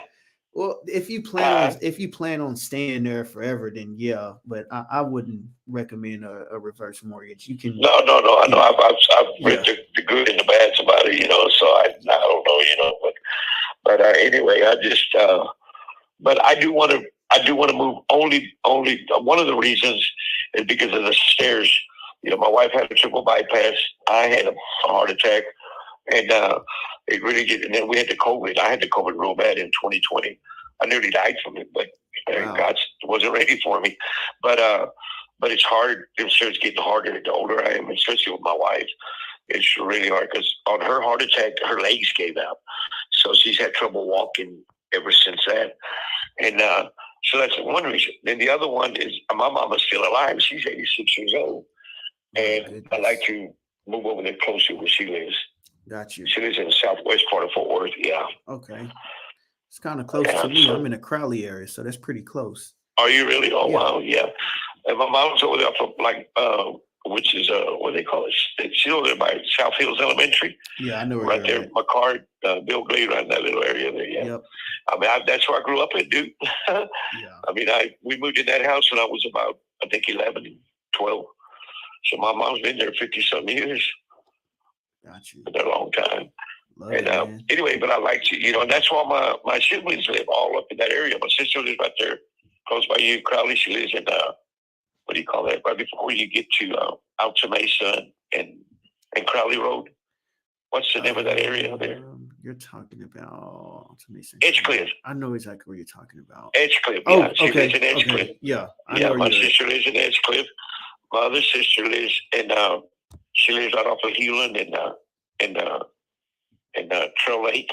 Okay. That's where she lives. And then Okay. my brother Everybody's over lives here. up in Hewlin. Yeah, everybody. Yeah, and my kids. One lives in Burleson, and the other one lives 2 houses away from my mama. Love it, man. I love it. Yeah. So that's where I kind of, you know, and I don't even know if I want to buy another one. You know, if I do sell it, whatever.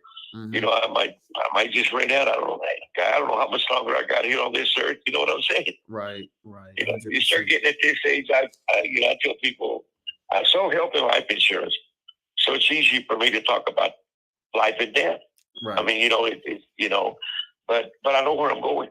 You understand? Mm-hmm. I know where I'm going the day that, you know, hey, the day the Lord calls me home. I know where I'm going, so I don't fear it. You follow me?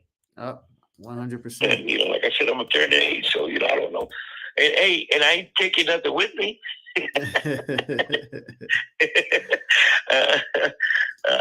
Well, listen, Jay, I don't talk my ear off to you. But anyway, thank you for calling me, and I will call you as soon as I hear something, okay? Okay, sounds good, man. Okay, thank Talk to you. you soon. All right, you're All right. welcome. Bye. All right. So we're gonna stay in touch with him. My partner actually went to his property and he was like, man, it needs a lot of work, bro. So this one is in Fort Worth in the 76119 zip code. So if y'all are buyers in that area, I'm gonna wholesale it. I'll give y'all the details later once we get it under contract. But Ben has been like, he's been talking to this guy. So anytime, this is what I don't do. Me and my partner, we don't step on each other's toes. This is what we do. We'll leave notes in like in our CRM just to like give each other like respect. Like, hey, Jabs, if you want to follow up with this lead, you can. Here's the update on this. And he left those notes in here. So we both share the same login because we're cheap as fuck. But we share the same login. We're getting in here talking to the same leads. Obviously, anything that we bring to the table, we split 50-50.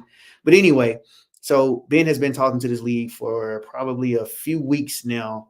And what you guys just heard was we're waiting on the payoff from the bank. He also got an appraisal that came back at 230, which is good. There's a lot of equity. There's a ton of equity in here. A lot of the equity is going to go into fixing up the property because that house, from what Ben was saying, it's not worth what he's asking. But he gave me a lot of information that I did not ask for. So I don't even have to go through most of this process.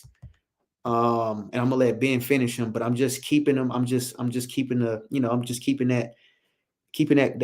relationship there and just staying in his face, making sure he knows we're still interested. We're still trying to do some business together. All right. But I want to answer a question that someone had. Okay, so what CRM do I use? I use Follow Up Boss. It's my favorite. It's like my favorite one. Yeah, Biscuits and Julie. Yeah, I'm in Crowley. So if you're in Hewlin, we like right around the corner from each other. I just moved here, bought this house subject to, and I'm friends with the owner, the original owner that I purchased the property from. We also are in trucking business together, which is really, really fun. Loyal Home Partners asks, are mortgage appraisals accurate? So they pretty much just, with appraisals, I would say yes, sometimes no, because they have like strict rules whenever they're comparing properties, when they're running comps. Sometimes your appraisal will come back lower than your expected ARV. And what I mean by that is if a property fixed all the way up, granite countertops, new kitchen, new bathroom, like everything's remodeled, the house could be worth, let's just call it $300,000. The appraisal or the appraisers, they'll come out and say, well, hey, look, this property over here sold for $240. This one sold for $240. That one sold for $230. We're going to say your house is worth $240,000. That's what appraisers do. They come in and they lowball the hell out of us, even though we fixed our properties up. So I say yes and no when it comes to appraisals being accurate.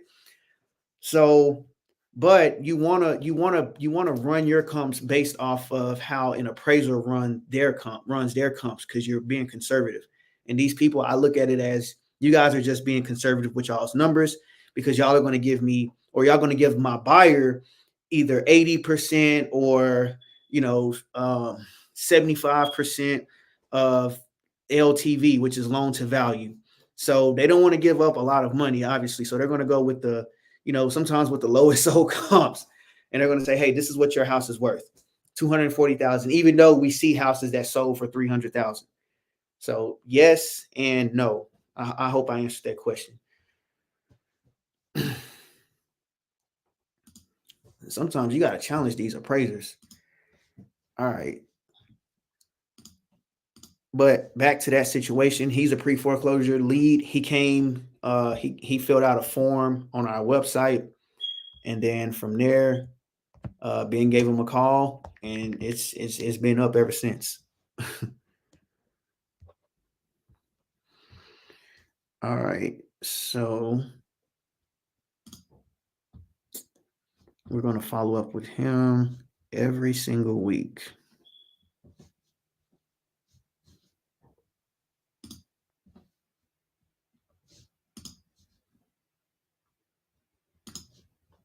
What time was that? Around 1 o'clock. Okay, cool. So let's put 1.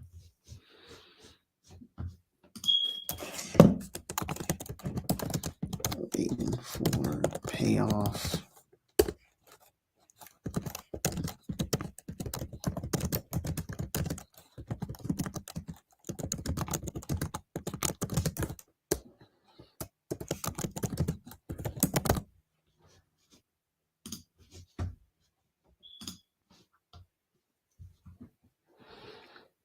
Oh, boots on ground question. Where was that one? Let me see. Okay, so you asked, you have them talk for you, or do they have you on speaker while you talk to them yourself? That's a really good question. So both, both. If it's a lead that we've been talking to and we had a really good relationship and they just went ghost on us, I'm bound to have that person put me on speaker, right? So that we can get back in contact. But first, I want to make sure that the boots on ground understands that first we need to see, hey, are you guys still looking to sell? And once they say yes, we're just going through something or whatever, then they go ahead and put me on the phone. But if they have to go back and kind of restart the process, meaning don't inform the sellers that they're working with us, then at that point they'll have to talk for us. So, and they don't have to be like necessarily trained on how to talk to people. We just want to know, like, hey, where are you at in the process? What's going on? And what's your phone number? Because sometimes they change their phone numbers, and then sometimes they're just like they want to talk to other people to get higher offers. So to answer that question, do I have them talk for me or do they have me on speaker? The answer is both. It just depends on what's the severity of the deal. I know that's a cliche answer, but like that's really my answer. I got 4 people on YouTube. I have 5 people on Instagram. And I appreciate y'all still being tuned in. And I got 1 person on Facebook. I appreciate y'all. That's love. But as y'all can see at the bottom of the screen, subscribe to my YouTube, Jabs_Carter84. I drop a lot of gems. I do it all the time and I have fun doing this. I will be going live every single day between 10 and 11 Central Standard Time. Today I had to get a fade, so I had to get this done.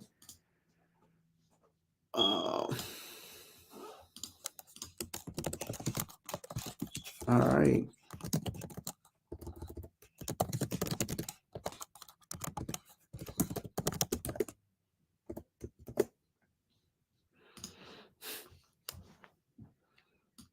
Three, 7, 1. Okay. Hopefully we can get this Mansfield property on the phone today.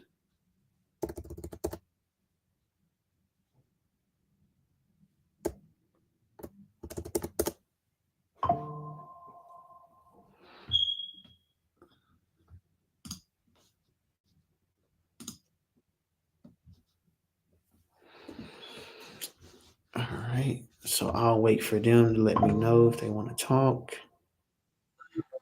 Okay. Here we One caller.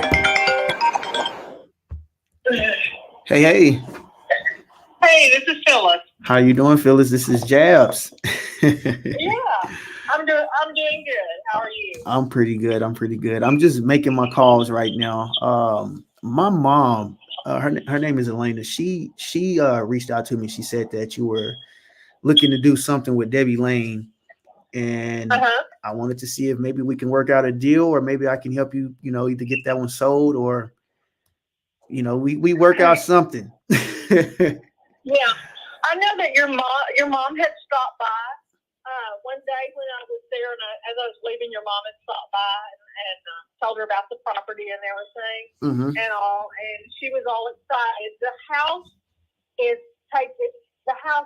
property has to be as is. Okay, the house is as is. It could be. I know your mom just loved looking at it, said she would love living there and everything and stuff like that. Gotcha. So anyway, do you, from the way I understood her, I'm assuming that you flip properties in that city? That is correct. I flip. I'd really rather just buy something and rent it out. Because it's for me, flipping right now, I have a flip that's sitting on the market, and I don't want to, keep paying a mortgage every single month just to sit on the market. So I'd rather just buy it and keep it as a rental. Right. Okay. Well, I will tell you that right now you would not be able to rent the house. Okay, because it does need the repair on it. The first thing that's wrong with it is that it's got to be re-leveled. Okay. And everything. The sheetrock and stuff is not falling down in there. but it does have cracks and everything on it and stuff like that. So therefore, it would take a lot of work. So you wouldn't be something.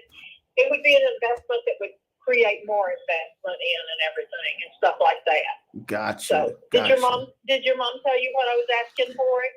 No, she didn't. What was the price? The asking price?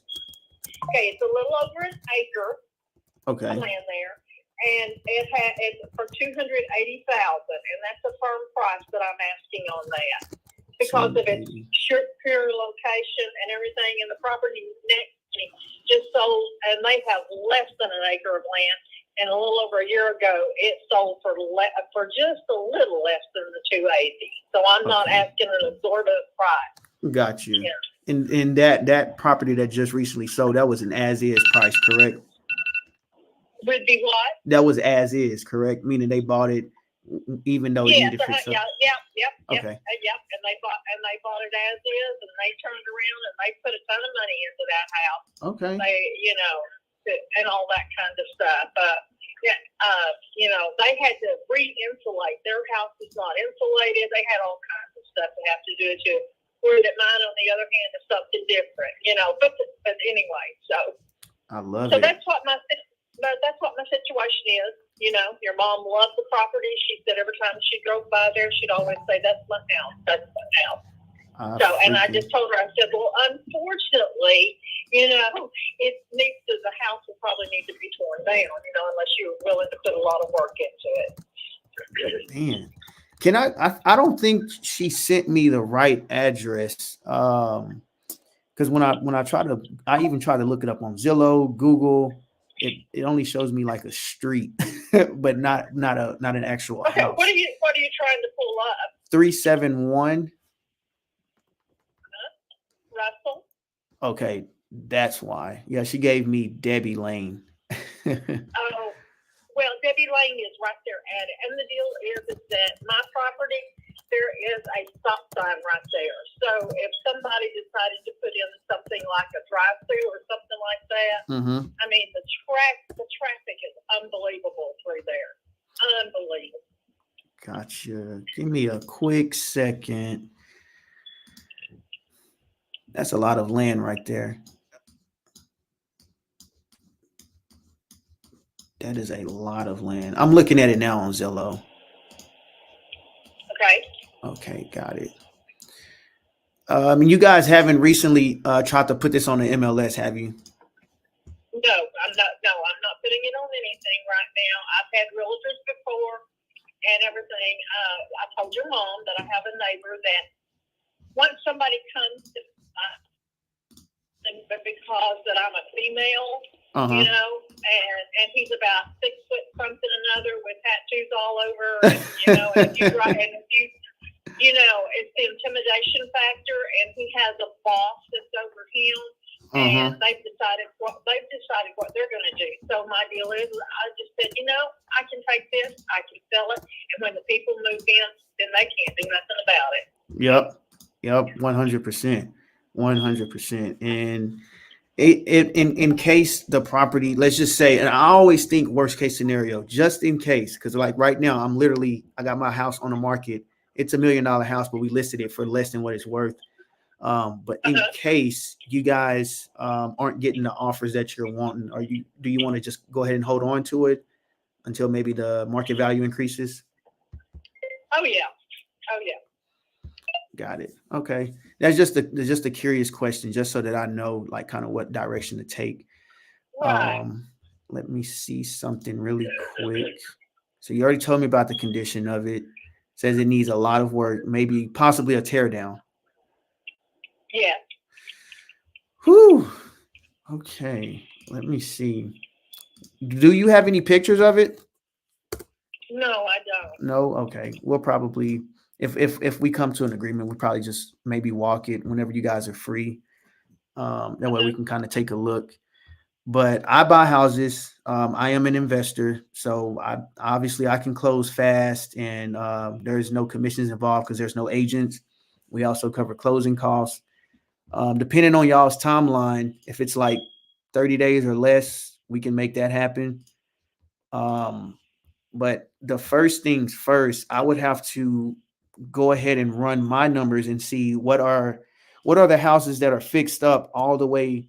You know, I got to see what they're selling for, and they have to look, you know, completely just like yours. And then once I see what those houses are selling for, I can tell you, hey, this is what I can offer you based off of the comparables. Okay. And then Okay. from there, you can either, you Okay. know, accept it or decline it. And if you do accept it, we will have to put something in writing, take it to the title company, get it closed. But if you decline it, then we'll just say, hey, you know, maybe we can help out with marketing it for you with no cost to you or something like that. So. Well, just to tell you that there will be a lawyer involved in it because this is my parents' place, their Okay. estate and everything, and so therefore there'll be a lawyer involved in it. You know. Okay. I love And it. you know, if you're going to be paying all the closing costs and everything, Mhm. then I may consider somewhat less. Okay. Got it. Okay. That sounds good. So Good. anyway, if you get I'm in and out of there all the time. I'll be up there tomorrow afternoon sometime. I don't know when. Provided the weather's good. We're trying to put up a fence because I realized that my neighbor. It's the new neighbor that I have. They don't understand property lines, and so they feel that it's okay for them to drive on our property when they want to enter their property. Gotcha. And I showed your mom some of it that day, you know, and everything. So the deal is that we're just going to be putting up a fence. You know, that's the best way to solve a situation like that. Gotcha. You know? So it's currently vacant right now. What, my house? Yes. Uh-huh. Okay. Yes. What I'm seeing, it's a one bed. Let me put it to you this way. It's vacant, but it's not vacant because we still go up there all the time and use it, you know. It's just that we don't live there on a regular basis. Gotcha. That makes sense. Okay. Okay. From what I'm seeing, it's showing up as a one bed, one bath, 768 square feet. Is that false information or is that accurate? How many feet did you say it was? It shows 768 square feet. Yes, I misunderstood you. Yes, no, that's correct. Yeah. Gotcha. Yeah. And we are asking. Yeah, the house was actually built in 1949. Okay. So it was built out of real lumber. And Gotcha. and through the years, my parents had insulation put in, and you know, and it's one of these kind of things that if you had the money to get it re-leveled, you know, Mhm. and everything, it would make a great place for one person to live or two people. Mhm. You know, it just, you know, although the whole time that I was a child living there, we always had 5 to 6 people in that one little bitty space at all times. And, Gotcha. you know, that was back when people took care of their family. Okay. Okay. All righty. I'm just taking some notes down. Give me a quick second. So, and it sounds like you're busy, so I'll make everything I'm about to say, I'll make it quick because I don't want to waste a lot of your time. But Okay. so I know this is vacant. I know it needs work, but the specific reason that you guys are selling it, is it because maybe you guys aren't able to fix the property up and then list it? Or is it like No. This was my parents' property. Okay. gotcha? And so they are both deceased now. And so now we have decided to get rid of the property. Okay. That makes sense. Yeah. Inherit the property. Hey, let's get rid of it. Right. Okay. Love it. Right. Love it. So at this point, all we got to do is just come to an agreement and see if we can work out a deal. Are you at all Right. flexible on the 280 in case we can't quite come to the 280? Are you a little bit flexible? Well, I said, if you're willing to pay the closing cost and everything, Mhm. you know, at all, because I will have the lawyer involved with it. So if you're Right. willing to pay the closing costs, I can be flexible. Yes. Okay. Okay. Sounds good. But you'll have to give me a number, and you know, and you know, I just need stuff in writing. Yes, ma'am. You know. That's the only way that we do it. And you looks like there is someone else that's on the property. So it'll be you, maybe your brother as well, that's going to have to. No, I'm the administrator. I'm the one that takes care of everything. Okay, so you're the only one who has to sign on this one.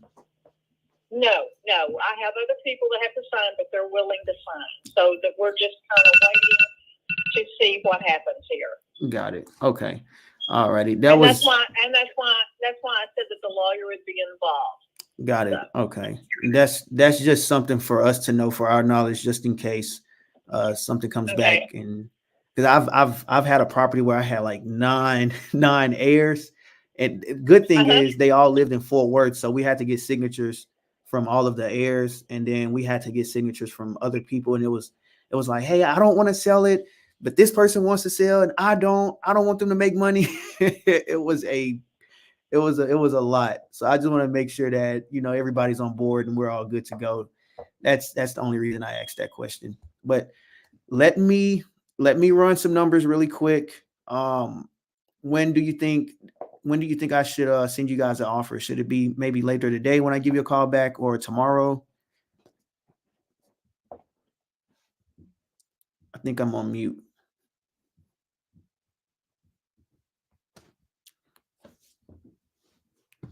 Yeah, I'm on mute.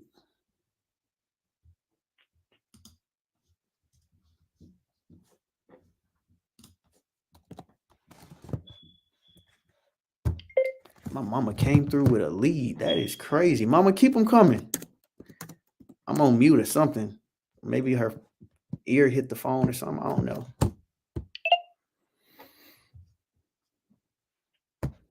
All right. Well, we got the gist of it. So all I'm trying to do is just figure out like what's going on. Like if you don't end up getting the price that you want, what's your plans? And would you go fix it up, sell it, hold on to it? Like what's up?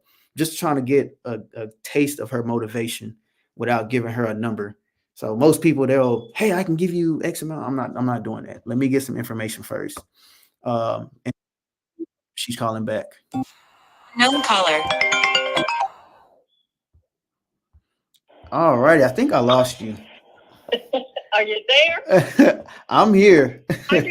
I'm sorry, we're traveling and I forgot to tell you. Oh, we're fixing to cross the river. I'm going to lose you. I forgot to. All good.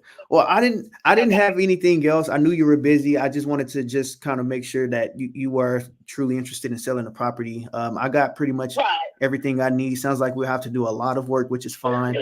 What I'm going to do on my end is just go in there and not go in there, but I mean, look at the previous sold comps fixed up, see what it could be worth as, once it's all fixed up. And then after that, factor in the repairs and factor in the closing costs. And then I can come up with the offer, send it over to you guys. My last question was, when did you want me to give you a call back to make the offer?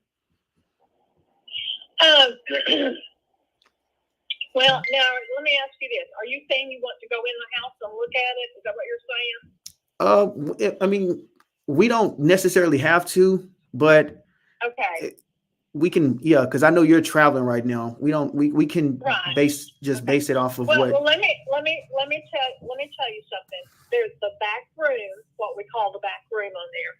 It's a 15, I believe it's a 14 by 15 is what I believe it is. Okay, that particular room is just standing, and that's it. All right, it was built many years ago, and it was not built to specs. It had to be built in a week because of some sickness in the family, and therefore it was just thrown together. And then through the years, because of it being leaning on there, it has leaked and ruined. So that room has to totally be redone. Gotcha. Okay. So just consider that needs to come off of the house, and then you see what size of a house that you have. And it was an add-on, and the rest of it you can, figure out, get it leveled up and everything, and you would probably have about, I would say $25,000 worth of repairs. To go in there and redo, the ceiling, you know what I'm saying, where the cracks are and all that and everything. And you got to remember that all that sheetrock and stuff in there is very old. It was probably put in the 50s. 50s. Okay. So so we're talking. It's an old house. Yeah. Yeah. So there's a lot to be done, and that's why I'm saying that I'm selling it as is, and that's it. It's the property that I'm really selling versus the house. The house has no value. Gotcha. Okay. Now it's making much more sense now. Instead of us looking at the house, we should be looking at, the land value because there's more land. You should be looking at the land. It's considered as residential right now, Mhm. but I don't have any. I can't imagine the city not allowing the buyer to change it over to commercial. Or you could even leave it residential. I don't know if the city would allow you to build. There's enough land there. Excuse me. There's enough land there to put 2, possibly 3 houses on if you wanted to do that. Got it. Yeah, that's probably something my partner would want to do. Put maybe 2 or 3 houses, or maybe duplexes or something. Yeah, and I will tell you that it has the duplexes. That'd be a great idea. The deal is, especially with that house there, and there's residential all behind you and stuff like that. And so what I'm saying, excuse me, I just got through eating and now my reflex is talking. All good. But anyway, there is water and there is electricity to the house. It is still on the old septic system. All right. But the city sewer is within feet of the house. So, whatever they charge to put in for sewer and stuff like that. There's multiple ways I've been told. Can y'all hear this loud and clear? Like, can y'all just say yes? There's multiple ways to come in with the sewer. Gotcha. That was some really good details, and it gives me an idea of what we will be facing if we take this project on. Sounds like it could be maybe 60 to 90 day project, something like that. But if we build duplexes on there, just demo the house and put duplexes on there, then that'll be maybe a 6-month project, which is pretty. But it's more profitable to do that versus tear the house down and build like one house. So there's different options on here. Yeah, and I will tell you that before on the property, whenever my husband and I got married, we had a trailer that set out behind my mom's house, and we lived there for years. So that is still there. There is still water pipes up to there, and of course the electric line is right there. They came and just shut it off there at the pole. It actually had a transformer there, and the transformer went out. They just took it off. But the electricity is right there for that second portion, up there if you decide to do that and everything. Gotcha. Okay. Some technical questions. Did you guys have to go through the probate, or was there a will in place? Yes, there was a will, and I did probate. Perfect. Okay, that is perfect. That is perfect. That saves a ton of time. So no. Okay. Okay. Phyllis, So let me tell you. No, I'm sorry, I didn't get your first name. Would you spell it for me? Yes, ma'am. It's very simple. It's JAB as in boy, S as in Sam. Jabs Carter. Oh, okay. Jabs Carter. Is Yes, that what ma'am. you said? Yes, ma'am. Okay. And I'm Elena's Okay. son. Well, I knew your mom said that you might call me. Yes. And now that you say it, I remember that's what she said that day, but I didn't hear anything to write on, and so I just, I thought, well, nobody's never going to call. She just probably stopped by here to get information for somebody else. So anyway, I really enjoyed talking to your mom that day. You have a sweet mom. Thank you. She passed it down to me. But anyway, so let me tell you what I'd really like for you to do. I'd like for you to digest this and everything, and when you come up with some numbers, you just call me, and I'll tell you yes or no, and if I say no, then, that's just going to be it. All right? And I'd like for you to respect me over that. I 100% do. And if you can, and I really truly need the 280. I will tell you. Gotcha. Okay. Got it. All right. I just took all of those notes. I wrote it down. Let us run some numbers. And all right, and I'm gonna go ahead and put your name in my contacts, and then that way when you call, I'll actually see it's you. Otherwise, you'll be flipped out to the voicemail. So gotcha. I'll put you in my contacts now. Okay. Okay. Sounds good. It was a pleasure talking to you. I appreciate your call. No problem. Talk to you soon. Bye-bye. Okay. Bye. All right. What y'all think? Open to any and all feedback. But so this property she has is in Mansfield, and it is it's the Zestimate on it shows 220. She's asking 280. What do we do here? Now she did say she was flexible. And then she also said, hey, if I say no to the offer, please respect it. I get it. I could have had so many ways to overcome that objection, but they're traveling right now. They're, so I want to keep them. I want to stay kind of like, from what I can hear, she sounds as if she could be, and nobody take offense to this, but let's just be realistic. She sounds like she could be maybe my grandma. So this is what I typically do. And again, I don't want nobody to take offense to this stuff, but like I'm a realistic person. I'm just kind of direct with everything. But I want to get on her good side, right? I want to create a friend. I want to create a really good relationship with this lady. Because obviously she already got the report. And by the way, mama, shout out to my mom for bringing this lead. I should bring her up here and have her explain how she found this lead. But my mom, she brought this lead. She sent it over to me. She said she got like 20 other leads she's supposed to send over. But she's out here. She's hustling. She works. She's, you know what I'm saying? So anyway, so mama, thank you. But she built a good rapport with my mom already. Obviously, she trusts her. She knows of her. They had a good talk from the sounds of it. And yes, it definitely needs a lot more than $25,000 in repairs. That's not, $25K. That's not $25K worth of repairs. That's a teardown. So what I'm going to do is I'm going to become her friend, be on her good side. And the reason why is because I know, for one, whenever I present my offer, it's not going to be the offer that she wants. She's not going to accept the offer. I'm an investor. Let's be real. We have to make a profit. So if she declines my cash offer, this is what I'm going to do.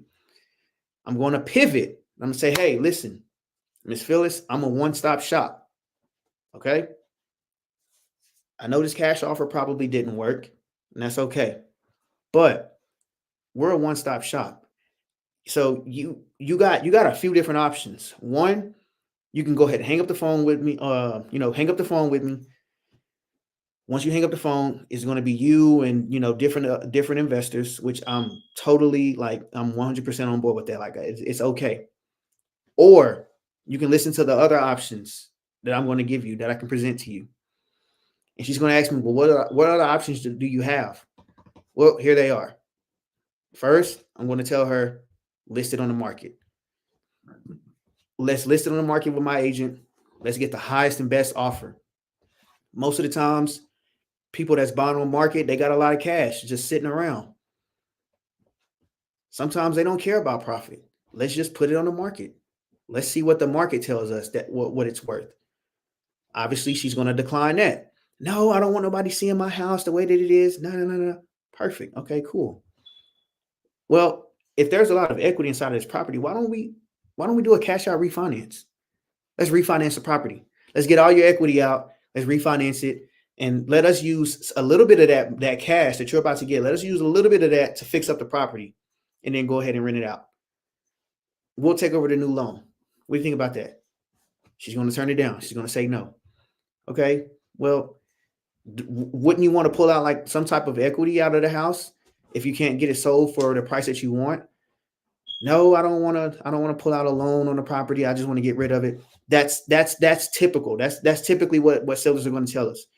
Okay, well, you don't want to list it. You don't want to take my cash offer. You don't want to pull the equity out. Why don't we do a novation? Now pause. When I say novation, I'm not going to tell her, let's do a novation. I'm going to break down what a novation is. There's two different novations that I know. Now, I don't know how you guys use a novation. Some people use it differently. But the novation that I know, there's two of them. But the one that I'm going to explain to her is, why don't we do this? Why don't you give us time? Well, actually, I'm going to go into terms see if she would accept terms, which is seller financing if she owns it free and clear.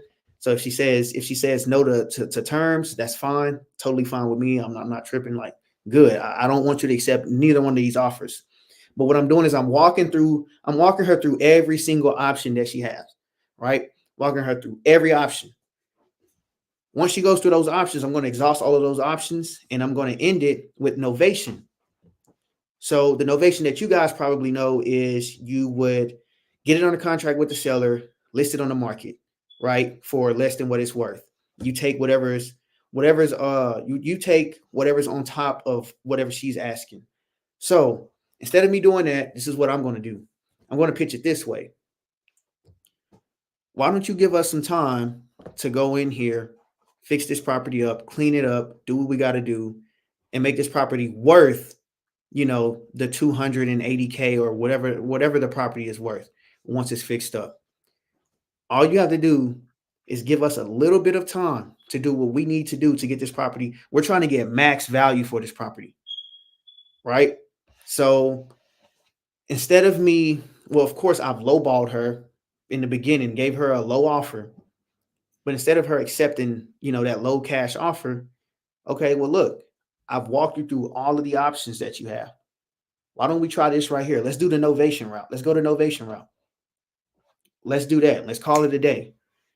So I'm literally giving her all of her options. And this is how I close people. Like, I don't give them just a cash offer, or I don't tell them let's just do terms. There's people that's willing to take out loans and let you take it over for free. There's a lot of people that's willing to do that. So anyway, let me get to these questions. And in a second, I have to go pick up my daughter, so I'm gonna log off in a sec. But I do really appreciate y'all for tuning in on my Instagram. On my YouTube, and checking me out, just listening to calls and all of this stuff, how I talk to these people. Like, I enjoy doing it. Like, I actually have fun doing this stuff. But I want to answer a few questions before I go. One of them was, can you buy a pre-foreclosure subject to, or does it have to be cash since you have to send the contract to the lender to clear the payout? Yes, you can purchase the property subject to. You can purchase a pre-foreclosure lead or deal subject to. There is different ways that you can stop a pre-foreclosure from going to the auction. So yes, you can buy a ton of deals, a ton of pre-foreclosure deals subject to. You don't have to buy it cash. You can basically just kind of use that cash contract. You can use that cash contract to postpone the foreclosure or postpone the auction so that you can close it subject to, but you don't have to buy it. You don't have to pay all cash just because you put a cash contract together. There's several different ways that you can postpone the foreclosure. There was another question that someone wanted me to answer. Let's see. Luis, my guy, what's up, dude? What about the land idea you guys spoke about? How would that work? Okay, what land idea did we speak about? Because I don't remember. There was somebody else had asked me something. Dante, what's up, bro? Are you talking about the tabs like the Instagram, Facebook, and YouTube?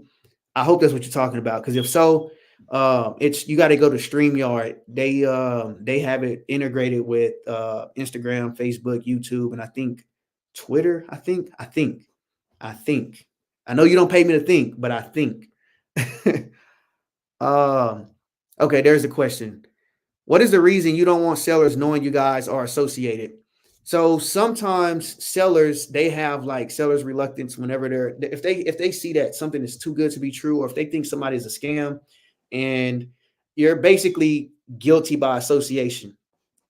If the seller tells me that, hey, I think this is a scam, I think this is too good to be true, it just sounds too good to be true, where you just come in and take over my payments. These are like creative leads.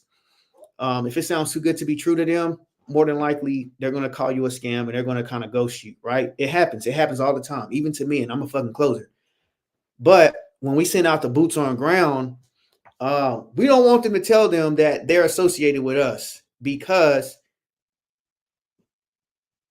okay, if you're associated with Jabs and his company, I blocked that guy. this guy, yeah, I'm not interested in selling my property. And now we're screwed. So we kind of have some of our boots on ground restart the process. And that way we know exactly where the leads are. Like, for example, my boy Dante, he's up in here. He's in California. If I have a lead in California and I know that I got this lady where I want her, she's open to terms, she's open to subject to, and then all of a sudden she goes ghost. I'm going to have Dante go out there and reach out to her, go door knock on her door. Hey, Dante, don't even say that we're partners. I want you to go in there as a new, a new company. And I need you to see where she's at. And if for whatever reason, if Dante gets her locked up, let's JV on the deal. I mean, that's how we are. Like me and Dante, we know each other. We're good. But actually, we actually did a deal like that. The Dallas Winnetka deal. So hopefully he's still in here. But yeah, he pretty much once that lead blocked him, he had me go be boots on ground out here in Dallas. And so he's like, hey, don't even tell her that we're partners and none of that stuff. We can JV on a deal. If you get it locked up, let me know. And that's literally what happened. I got it locked up. I have the appointment. We went on an appointment, and I think I have it on my Facebook Live or Instagram Live. I can't remember. But we went on the appointment. It was me, my partner, and two of our buyers that were going to purchase the property. But we went on that appointment, and damn, it's already 2:00. And we got her locked up at a decent price. It was like $5,000 less than what they had it under contract for. They fell out for it was a stupid reason. She just thought it was too good to be true. It was a pretty good deal too. But that's the reason that we don't have like our boots on ground, let them know like, hey, we're associated or we're partners. We just don't do it. Like with the tear down and using land comps instead of house comps. Oh yeah, I'm gonna leverage those comps. Like I'm definitely I'm leveraging the hell out of those, and she'll understand. She might be one of those leads that's like not crazy, but like crazy on price. $280 for some land. Yeah, it better be worth $280. I'm out of Miami, by the way, if you ever want a JV as well or need boots on the ground. Let's get it. Y'all, I'm about to log off because I have to go pick up my daughter. And again, I really do appreciate y'all being on here for day 2. I'll be back on tomorrow around this time. Not this time, but 10:00, 10, maybe 11, probably 10. The earlier, the better. But make sure y'all subscribe to my YouTube channel. I'm at, let me see, how many YouTube subscribers do I have? I'm gonna share my screen so y'all can see, because I don't have a lot and I need a lot. Like I need 1,000, at least 1,000. So let's present, share my screen, YouTube, boom, share. All right, so y'all see I have 438 subscribers. Let me refresh the page. Maybe somebody else subscribed. There we go. We got 439 subscribers now. So I need 1,000. I need 1,000 subscribers on my channel. The reason why is because the more subscribers I get, the more views I get, the more they start showing my my videos on here. And I'm really dropping a lot of gems, like real talk. I have a lot, like a lot of videos, 222 videos. And most of them I'm just bringing value. I explain how to get a deal if you're new. I explain how we got this investor. Well, actually, we made $80,000 on one of these deals. Now, obviously, we had to split, but we got $80,000 down from a wrap buyer. I'm walking you guys through sub 2 deals. I'm showing you guys how I negotiate with buyers, how I'm talking seller finance to sellers. I'm vlogging on here. I'm doing a lot of calls, like seller financing. Like, dude, I'm bringing like a lot of value. So my purpose, the reason why I'm doing a lot of this YouTube stuff is so that when my kids get older and like for whatever reason they just they don't know what the hell they want to do. Hey, look, wake up. Here you go. Get y'all ass on daddy's YouTube channel and go see what the hell I did so that y'all can go make y'all some money. That is like the sole purpose of me making this YouTube channel. That was why I originally started making videos and content, because I don't like to write stuff down. I'm not the most organized person, but I do want them to see visuals. I'm a visual learner, and that's how I am. And I want them to at least see what daddy's doing. They're 4 and 2 years old. So y'all get the point. Plus, I also want my family to know what the hell I'm doing too, so that they can understand what I'm doing and get involved and all of that stuff. But there goes my daughter right there. But anyway, so also I want to bring value to everyone else that, you know, they got a passion for it, but they just don't know like what to do or how to do this stuff. Like, y'all, this stuff right here. Oh shit, I got my boxing stuff too. But anyway, this right here, like I enjoy doing it, but I do need 1,000 subscribers so that my content can get out there and I can show people what I'm doing, and what it does is it basically it brings more JV opportunities. And I know there's people who's like, man, I need help. I need some type of guidance or something. There's a lot of people that's creating content. Some of the gurus, they just trying to get you to like pay for their courses. I don't have a course. I'm never going to. I don't feel that it's worth it. I'd rather be genuine and just not saying that having a course is not genuine. I don't want a course. I want people to, you know, reach out. Let's do some JV deals together. Because I mean, I enjoy doing this stuff. So appreciate that. Y'all some real ones. I appreciate everybody that stayed on here for the time that y'all stayed on, because we've been on here for at least 2 hours. Dang, somebody's calling me a double dial, but I gotta go pick up my daughter. But let me see. Is this even a good lead? Oh, yeah, he told me minutes. Yeah, he's got to wait now. That was way longer than 10 minutes. But again, I appreciate y'all. Let me go ahead and head out. I will see y'all either when I get back, or I'll probably see y'all tomorrow back on YouTube Live. Y'all have a good one. All right.